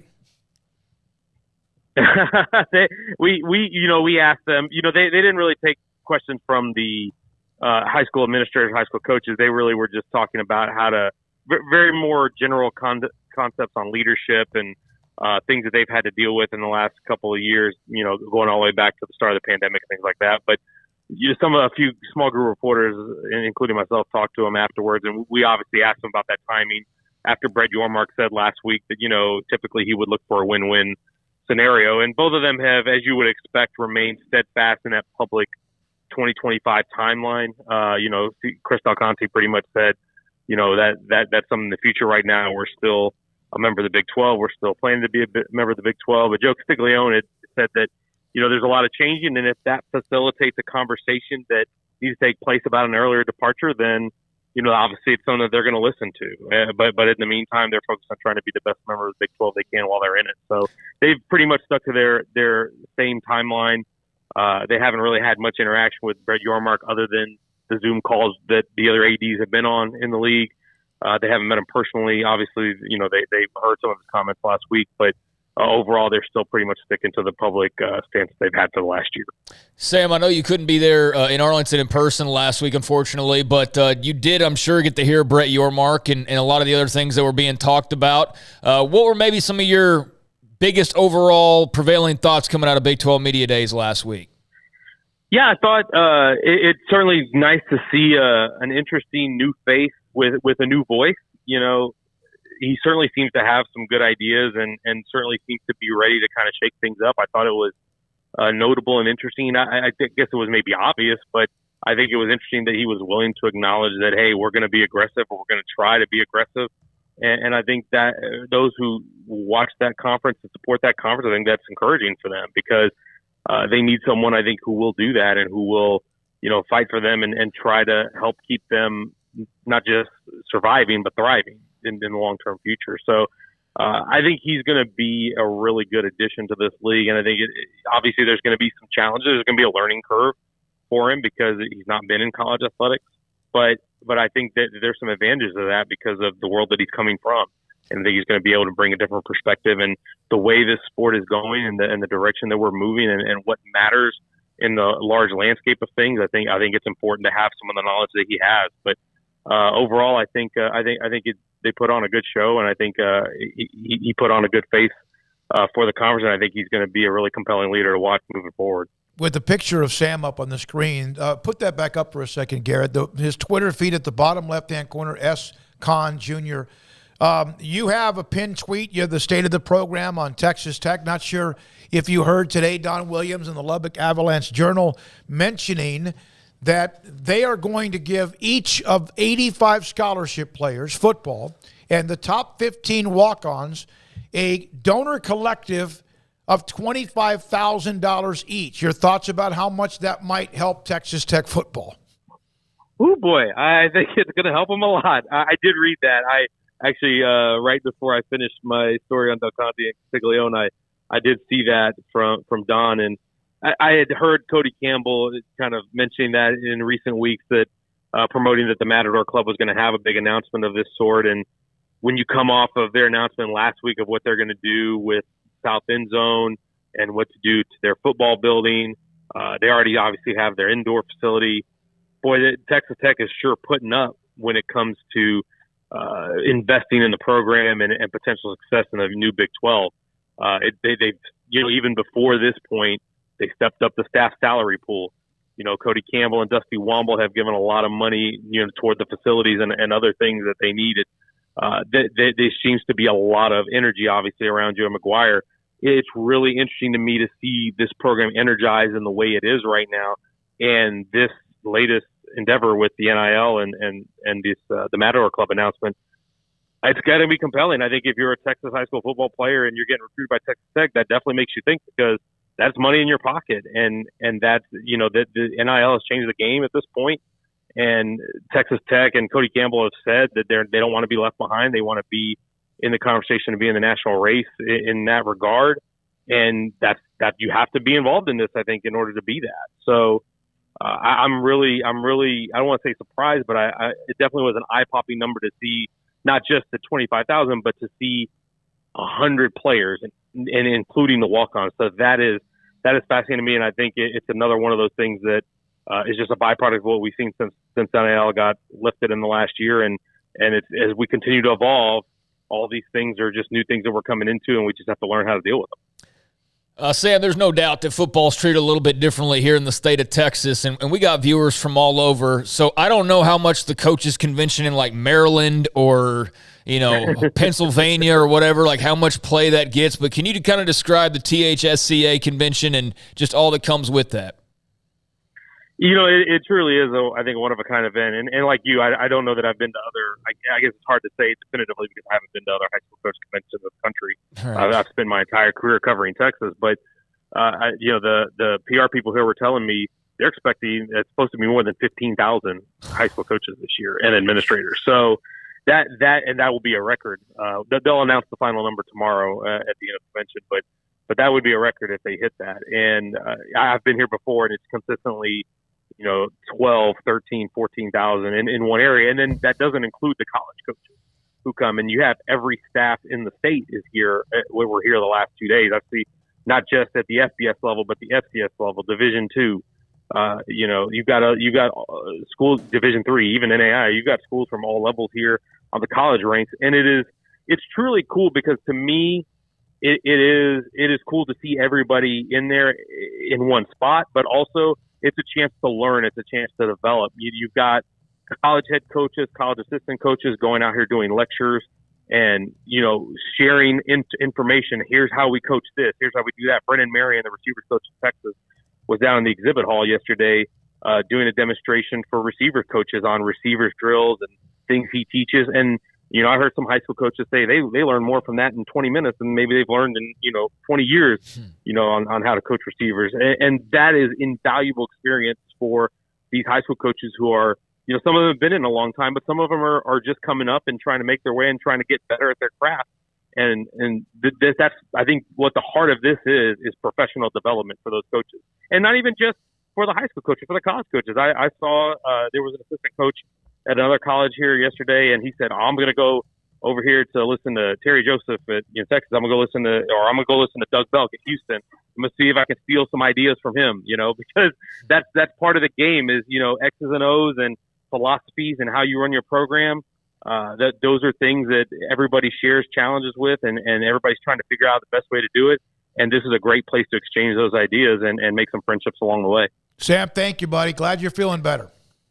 Thank you so much. Appreciate you guys having me. Sam Kahn, theathletic.com, covers college football, but down at a place where there's all sorts of coaches who have been around. And obviously as he said, nearly 15,000 Texas high school football coaches, the convention in San Antonio. And I was so thrilled over the weekend. One of my favorite people ever in coaching, Dennis Alexander of Dangerfield High School. He retired for the last few years. He's been at other schools like Henderson, et cetera, Harleton, Hughes Springs, and also Troop. He was inducted into the Texas High School Coaches Association Hall of Honor. And my God, it's about time. So congratulations to a great friend of Dennis, with Dennis Alexander being a part of the Hall of Honor. One of the coolest parts is when he was presented the award, John King of Longview, a great friend of ours as well, was the one that was on the stage with him. All right, when we come back, David Helman, he's been on vacation. He's now working for somebody new, still covering the hell out of the Cowboys. David Helman, his NFL training camps open today, just a handful. The Cowboys in another week. That's next on Sikkim 365 Radio and 365 Sports. I don't have the specials yet for Waco Custom Marketplace, but they'll come out sometime today. 425 Lake Air Drive in Waco. They have a full-fledged bakery and butcher shop. I went by there Saturday after playing a round of golf and picked up 4 thick bone-in ribeyes. I had already placed in my refrigerator a really thick bacon-wrapped filet that I was going to cook for dinner. And I went by there and I said, you know what? I need some bone-in ribeyes. And I get my steaks and my product, pork, poultry, and also seafood from their location, 425 Lake Erie Drive. Full-fledged butcher shop, and I'm telling you, these bone and ribeyes are fantastic. You could call them. I called them up when I left the course. Said, I'd like to come by and pick up 4 1.25-inch bone and ribeyes. 10, 12 minutes later, I'm there. They were ready for me, sitting there at the butcher shop. Also, fresh baked bread every day, kolaches every day in their bakery, and they have the other necessities you need when it comes to a grocery store up and down the aisles, plus unbelievable seasoning, sauces, and much more. Marinade, you want it, they got it. And cold beer and wine. Waco Custom Marketplace, 425 Lake Erie Drive in Waco. Make this a summer sales event is happening now at Allen Samuels on the new 2022 Ram 1500 Crew Cab Lone Star. With special values up to $7,000 or get $1,500 bonus cash and 2.9% for 72 months. Ram trucks are designed to be durable, functional, and stylish. This legendary award-winning truck gives you that first-class feel. Allen Samuels in Waco, the place to shop for Ram trucks. First responders get $500 extra cash. Come by. Let's be friends. At Ideal MRI, we feel blessed to be part of the Waco community. We're a small family business here in Central Texas. At times like this, the cost of healthcare has never been more important. And unfortunately, significant illnesses and injuries still occur. And that's why Ideal MRI is open and here to serve you through this difficult time. So if you need an MRI, ask your doctor about Ideal MRI. You can schedule online in minutes at idealmri.com or call 833-IDEAL-MRI. Did you know that 1 out of every 4 men have symptomatic low levels of testosterone and don't even know it? And if you think you're too young to worry about it, guess again. Low T levels can make you feel tired and grumpy, cause weight gain, and wreak havoc on your sexual desire and performance. Petty Clinic Low T can set up same-day blood screening and results, so if you're tired of being tired, I challenge you to man up and Google search Low T Waco or go online pettycliniclowt.com. It's a private clinic with an atmosphere catering to men. Affordable, only $150 a month, includes lab work, office consultation, testosterone injections, follow-up visits compared to $395 a month in Dallas or Austin, and you don't have to fight the traffic. Petty Clinic Low T as board-certified physician consultations will provide the best form of brand-strength testosterone available. Contact Petty Clinic Low T today, just off Highway 84 and Old Hewitt Drive in Woodway. Petty Clinic Low T, helping men become the high-performance men they deserve to be. PettyClinicLowT.com or Google search Low T Waco. Let Camille Johnson Realtors guide you seamlessly through the process of buying your dream home or selling your current one. Commercial, farm and ranch, or residential, Camille Johnson Realtors can smoothly and successfully lead you through any transaction. With a team of 28 experienced agents who are excited about serving you, Camille Johnson Realtors services the entire greater Waco area. If you're in the market to buy or sell, contact Camille Johnson Realtors, 104 Midway Center in Woodway, or find them online at www.camillejohnson.com. Camille Johnson Realtors, elegant, charming, warm. Welcome home. Baylor Scott and White Southwest Sports Medicine and Orthopedics, the team physicians for Baylor Athletics, diagnosing and treating all sports-related injuries, including concussions. These specialists also provide orthopedic services for athletes and non-athletes alike, whether it's knee or shoulder pain, hand or wrist injuries, orthopedic spine care, and even an arthritis and total joint clinic. Trust the doctors Baylor Athletics trusts. Baylor Scott and White Southwest Sports Medicine and Orthopedics wants to get you back in the game. With so many companies and policies out there, it gets so confusing shopping for insurance, and I never know if I'm getting the policy that's right for me. Luckily, I met the team at the Niche Group Insurance Agency. With the Niche Group, you can go to one company and get access to coverage options from many insurance carriers, and you get to speak to a real person about your specific coverage needs. With the Niche Group, I know I'm getting the right coverage at the right price. If you need insurance, talk to the experts at the Niche Group at 1-800-258-8302. Welcome back to Sikkim 365 Radio. Have you subscribed to our YouTube channel? Search 365 Sports on YouTube. Well, college football media days are being held. SEC started today, ACC, of course, Wednesday, Big 12 last week, and others. Pac-12 later in July. But training camps in the National Football League are back.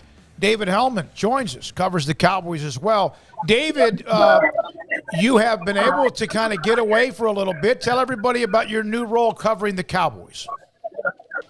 Kind of the ironic thing is it's really not any different. I mean, it's a different company and a different paycheck. Fortunately, a bigger one. But I mean, I do all the same stuff. So yes, Fox Sports hired me to be their Cowboys guy, for lack of a better way to phrase it.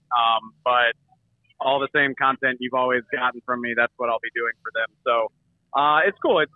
It's a new challenge. I'm kind of going to be a one-man show for them. I'm the only Cowboys staffer that they have. But it's, the same basic stuff you've always known.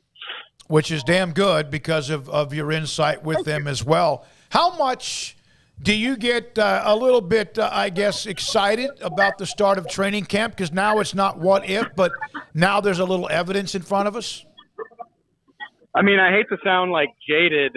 I'm definitely excited, especially, we're fortunate that we get to go to California, so I get to get out of this awful weather and go hang out in 65, 70-degree temps. But it's kind of bittersweet because you're basically saying goodbye to your life until New Year's. I'm hanging out with a good friend of mine who also covers an NFL team, and we're both kind of commiserating about how when this week is over, that's it for us as well. So, it is exciting, though. We've been talking about this team for 8 months, and we finally get to see what it looks like. But right now, I'm just kind of trying to soak up as much free time as I can for the last few days that I have it. We feel the same way you do about the start of college football and then eventually high school football, and, of course, what we try to do with the Cowboys as well. So I can understand that completely. When, in fact, they do report, is there any business that needs to be tidied up, in fact, early before it starts? In regard to everyone under contract, everybody, obviously there's some rehab, but is everything pretty much cut and dried? Yeah, I'd say about as much as you could expect, to be honest with you. Michael Gallup's still recovering from his ACL injury. I'm not sure what his timeline is. Jabril Cox is another guy to keep an eye on, but I don't anticipate any contract drama. Dalton Schultz already signed his franchise tag. So as far as that goes, I think it should be pretty drama-free, which is always a great indicator that something's going to happen. So that'll be fun. David, what are the obvious question marks entering training camp? Oh, geez. Receiver depth. Yep. Figuring out the offensive line shuffle. Probably the pass rush rotation. I think the big thing for me, though, is the receiver situation, just with Gallup not being 100% ready. Jalen Tolbert's a draft pick. James Washington, we didn't really see much of him in the spring. So I feel like that's a lot to sort out here in the first early going training camp. David, Malik Jefferson, what are your thoughts on the Cowboys picking him up? They needed a body, to be honest with you. They needed a guy who could do the job. They only had 4 linebackers who had any playing experience. He hasn't done a whole lot, honestly. He's got 16 career tackles, but I just think they needed a guy to help him get through camp. One sec, guys. I'm sorry.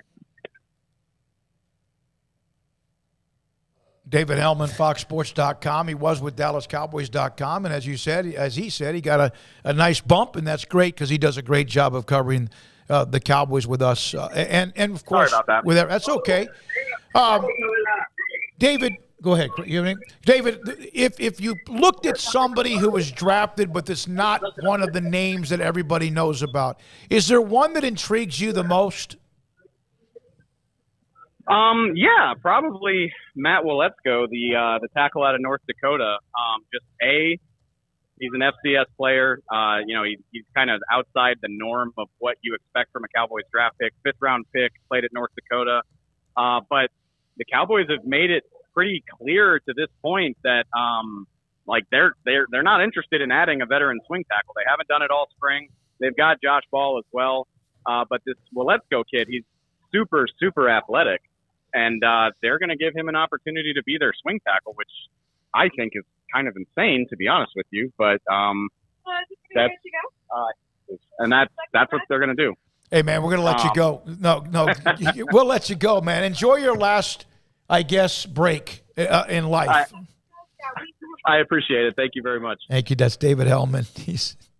He's enjoying himself. We appreciate that. Mondays at 5:30 or so, joining us on the Cowboys Now, part of FoxSports.com. Yeah, training camp opens up here in a few days. I think we can bail on Cowboys talk probably for a couple weeks until and that's fine with me. Training camp starts, so they can have some more storylines. But, Malik Jefferson being added, I mean, you talk about a recruiting story from days gone by, much of a big deal as he was supposed to be. I don't know if I saw – I mean, there's different guys that take the placeholders over time, but that whole recruitment with him and A&M and Texas and the thoughts at the time about how much of an impact he was going to make, he turned out to be a pretty good college player, nothing more really. I mean, I can't speak to him off the field. He seemed like a great teammate and a pretty smart dude, and he's obviously made some, good money here in the last – few years with the NFL kind of bouncing around a little bit. But, God, I mean, y'all remember the hype around Malik Jefferson? He was supposed to be the dadgum. Another one was Anthony Hines was another who was just can't miss, will no doubt be the biggest stud ever of all time and blah, blah, blah. And, I mean, Texas ain't a damn bit different than when they got Malik Jefferson in the first place, quite frankly. I mean, they're pretty much the exact same spot that they were in.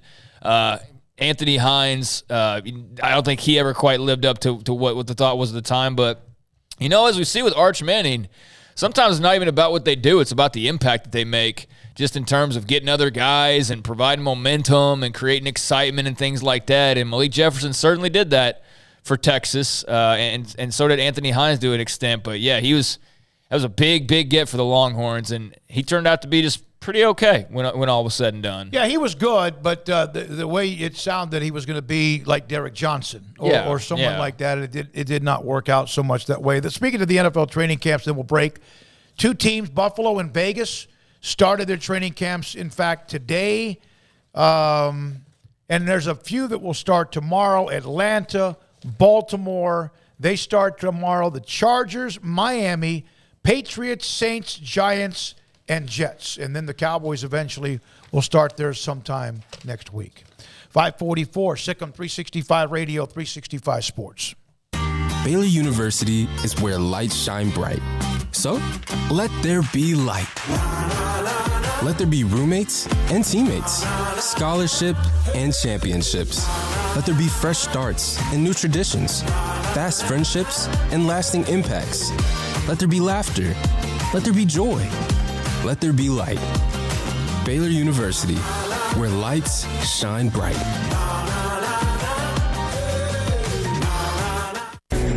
Payments for qualified buyers are 2.9% for 72 with 5,000 down, cash or trade. TTL Extra. See dealer for details. Step up your ride at Richard Carr's Summer Savings Event. Find summer savings like a 2018 GMC Sierra SLT, only $432 a month, or a 2017 Buick Encore for $183 a month, or GMC Acadia for only $280 a month. Our vehicles go through a 172-point inspection. We pay top dollar for your trade, and 100% approval is always our goal. Find your next car or truck today at Richard Carr. At Richard Carr, we give you more. From the first workout to the last practice, sports is an incredible and rewarding challenge. Hi, this is Dan Ingham with the First National Bank of Central Texas, and we're proud to support each athlete, every parent, and our educators. From families, small businesses, to the biggest industry, we're here to help. With remarkable products like our free First mobile app, we've got banking ideas that fuel big dreams. That's the First National Bank of Central Texas. Familiar faces making local decisions. Member FDIC, Equal Housing Lender. It takes time to reach goals. It's a truth that applies to more than sports. It goes for your financial goals as well. You work hard for your money, and you deserve an investment strategy that lines up with your game plan. And Tom Albers, your Edward Jones financial advisor, can help. If your financial investments aren't putting forth the effort you desire, stop by today for a financial review. Tom Albers, 4301 Lakeshore Drive, 254-776-7605. Edward Jones, member SIPC. Stepping into the boots of a U.S. Army officer can add confidence and leadership skills to your son or daughter's career path. See all the things they can achieve in our boots at GoArmy.com. U.S. Army Waco Recruiting Company, 254-598-8131 or 254-776-1543. In Texas, there's pea-size hail and baseball-size hail. Guess which one hit our house? We didn't even know where to begin, but we called our Texas Farm Bureau insurance agent, and he was so reassuring. He knew exactly what to do to get our house back into shape and our lives back to normal. Now, we're even more thankful for the roof over our heads. Stop by and see our agents at one of our 3 McLennan County locations. Coverage and discounts are subject to qualifications and policy terms and may vary by situation. Automatic Chef Canteen is a full-service micro-market vending and office coffee provider with state-of-the-art vending equipment, a wide variety of products, and offering custom-fitted micro-market vending office coffee solutions for your employee break room. You want a full break room solution and a workplace oasis? Well, Automatic Chef Canteen, locally owned and operated for over 50 years in Central Texas, also includes in-house mechanics on call 24/7 for fast, reliable service and maintenance. Automatic Chef Canteen, 6900 Imperial Drive in Waco, or online at automaticchefcanteen.com.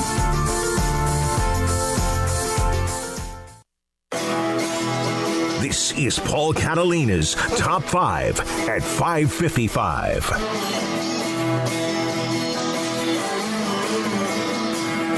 Well, you can imagine Paul's distraction of headed to Hawaii.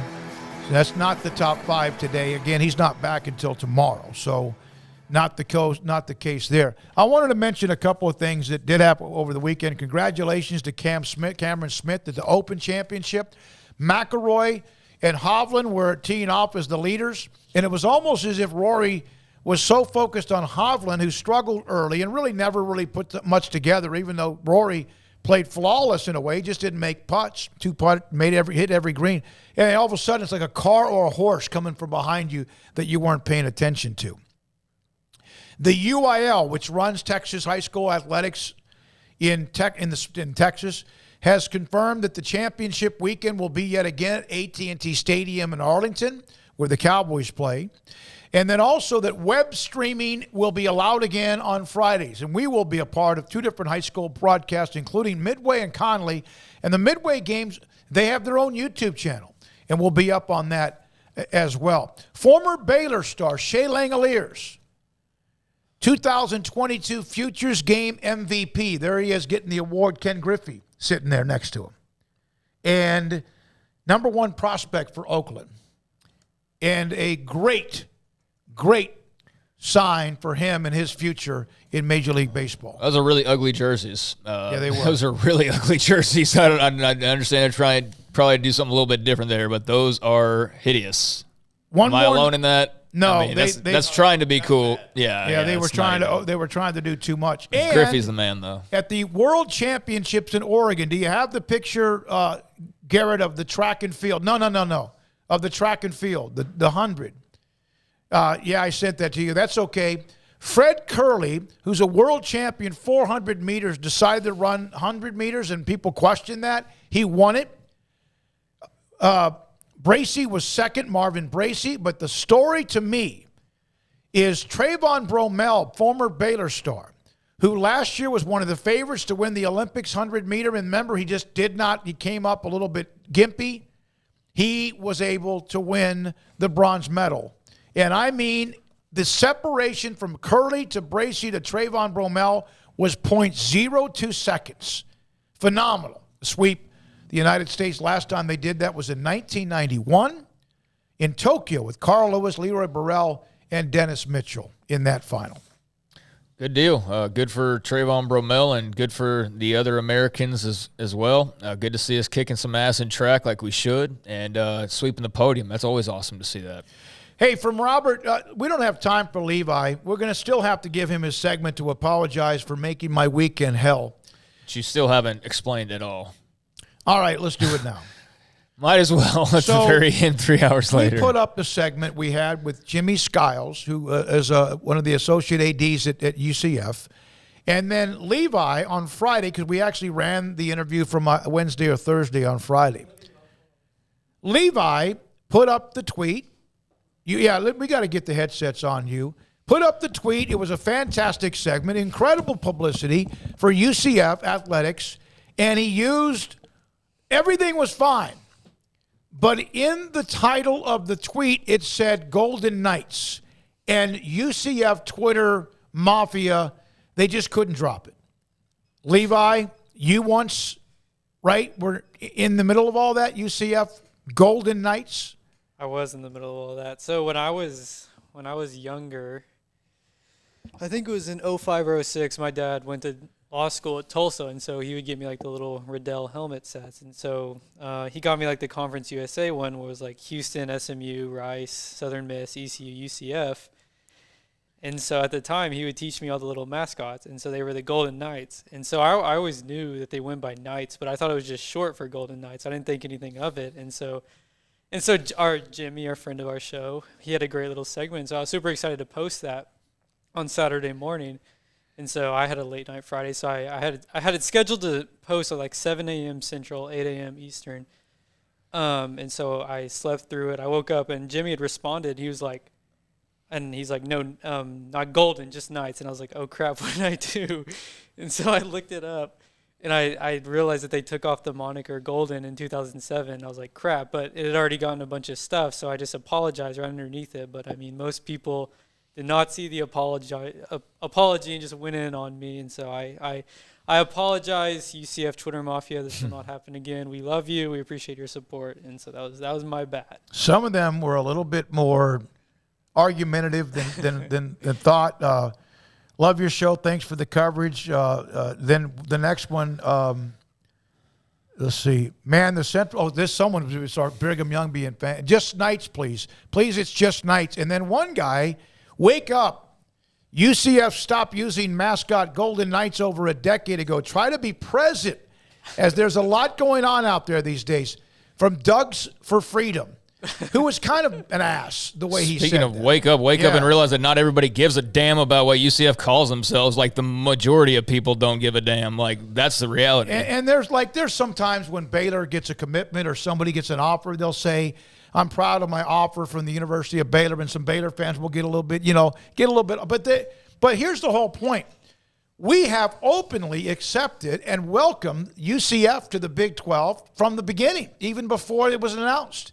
And I'm looking forward to it. But there's already a fan base that's on their way out that kind of can be a little bit high and mighty.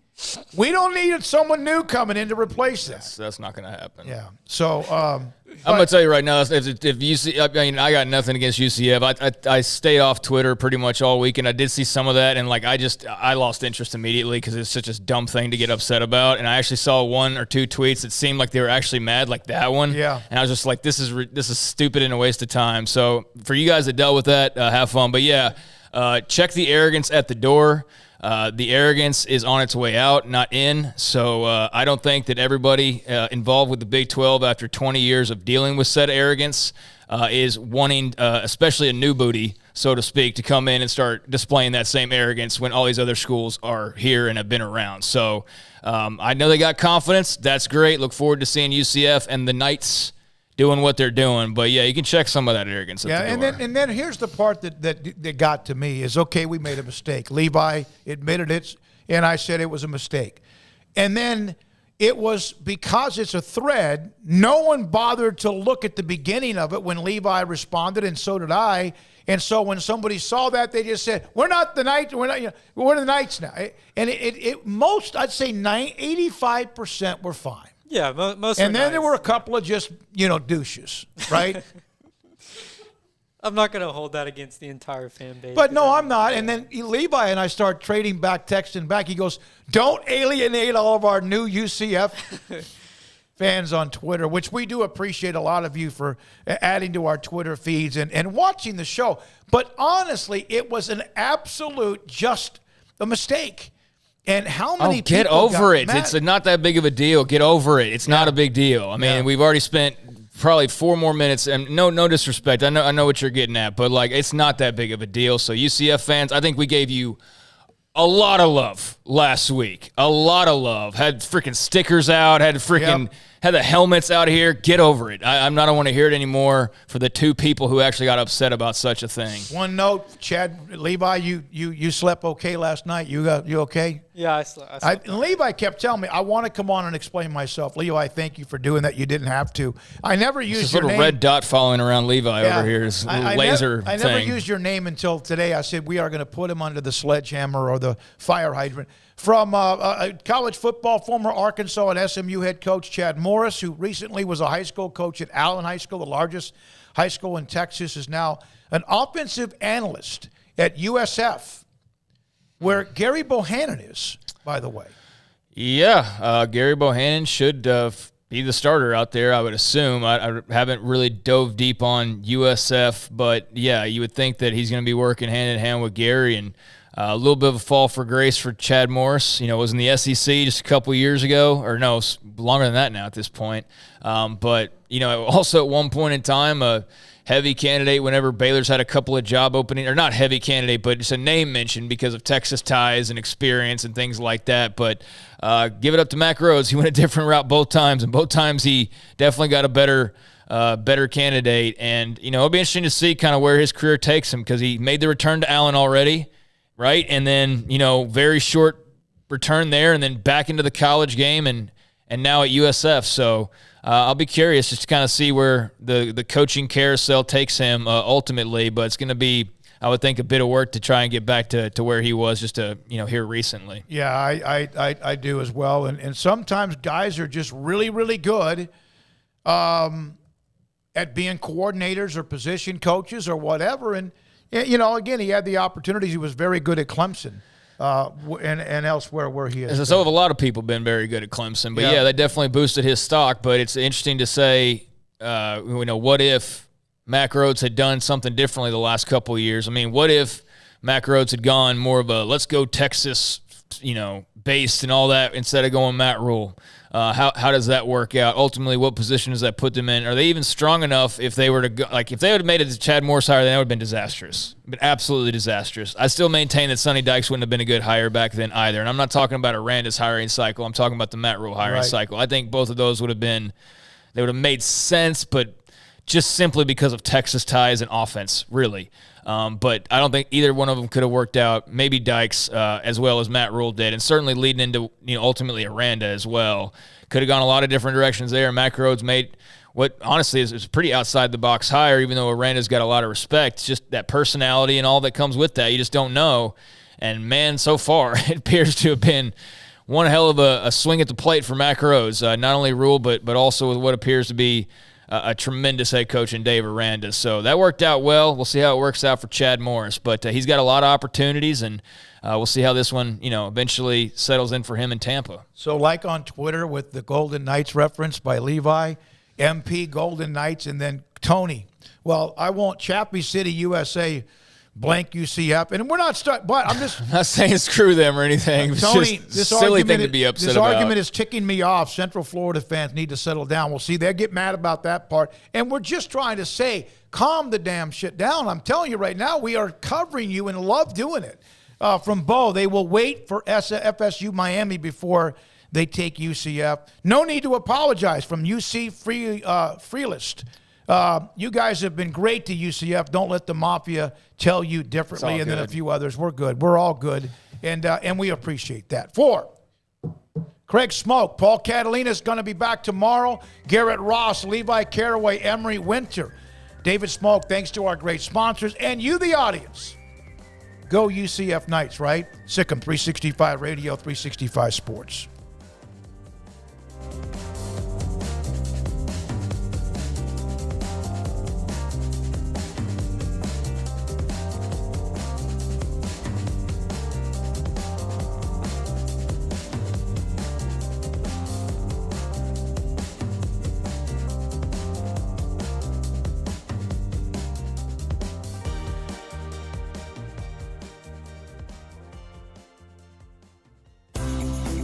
Ideal MRI is a small family business right here in Central Texas. We're open to support you while lowering the cost of healthcare bills. When you need an MRI, ask your doctor for an Ideal MRI. Visit us at idealmri.com or call us at 833-IDEAL-MRI.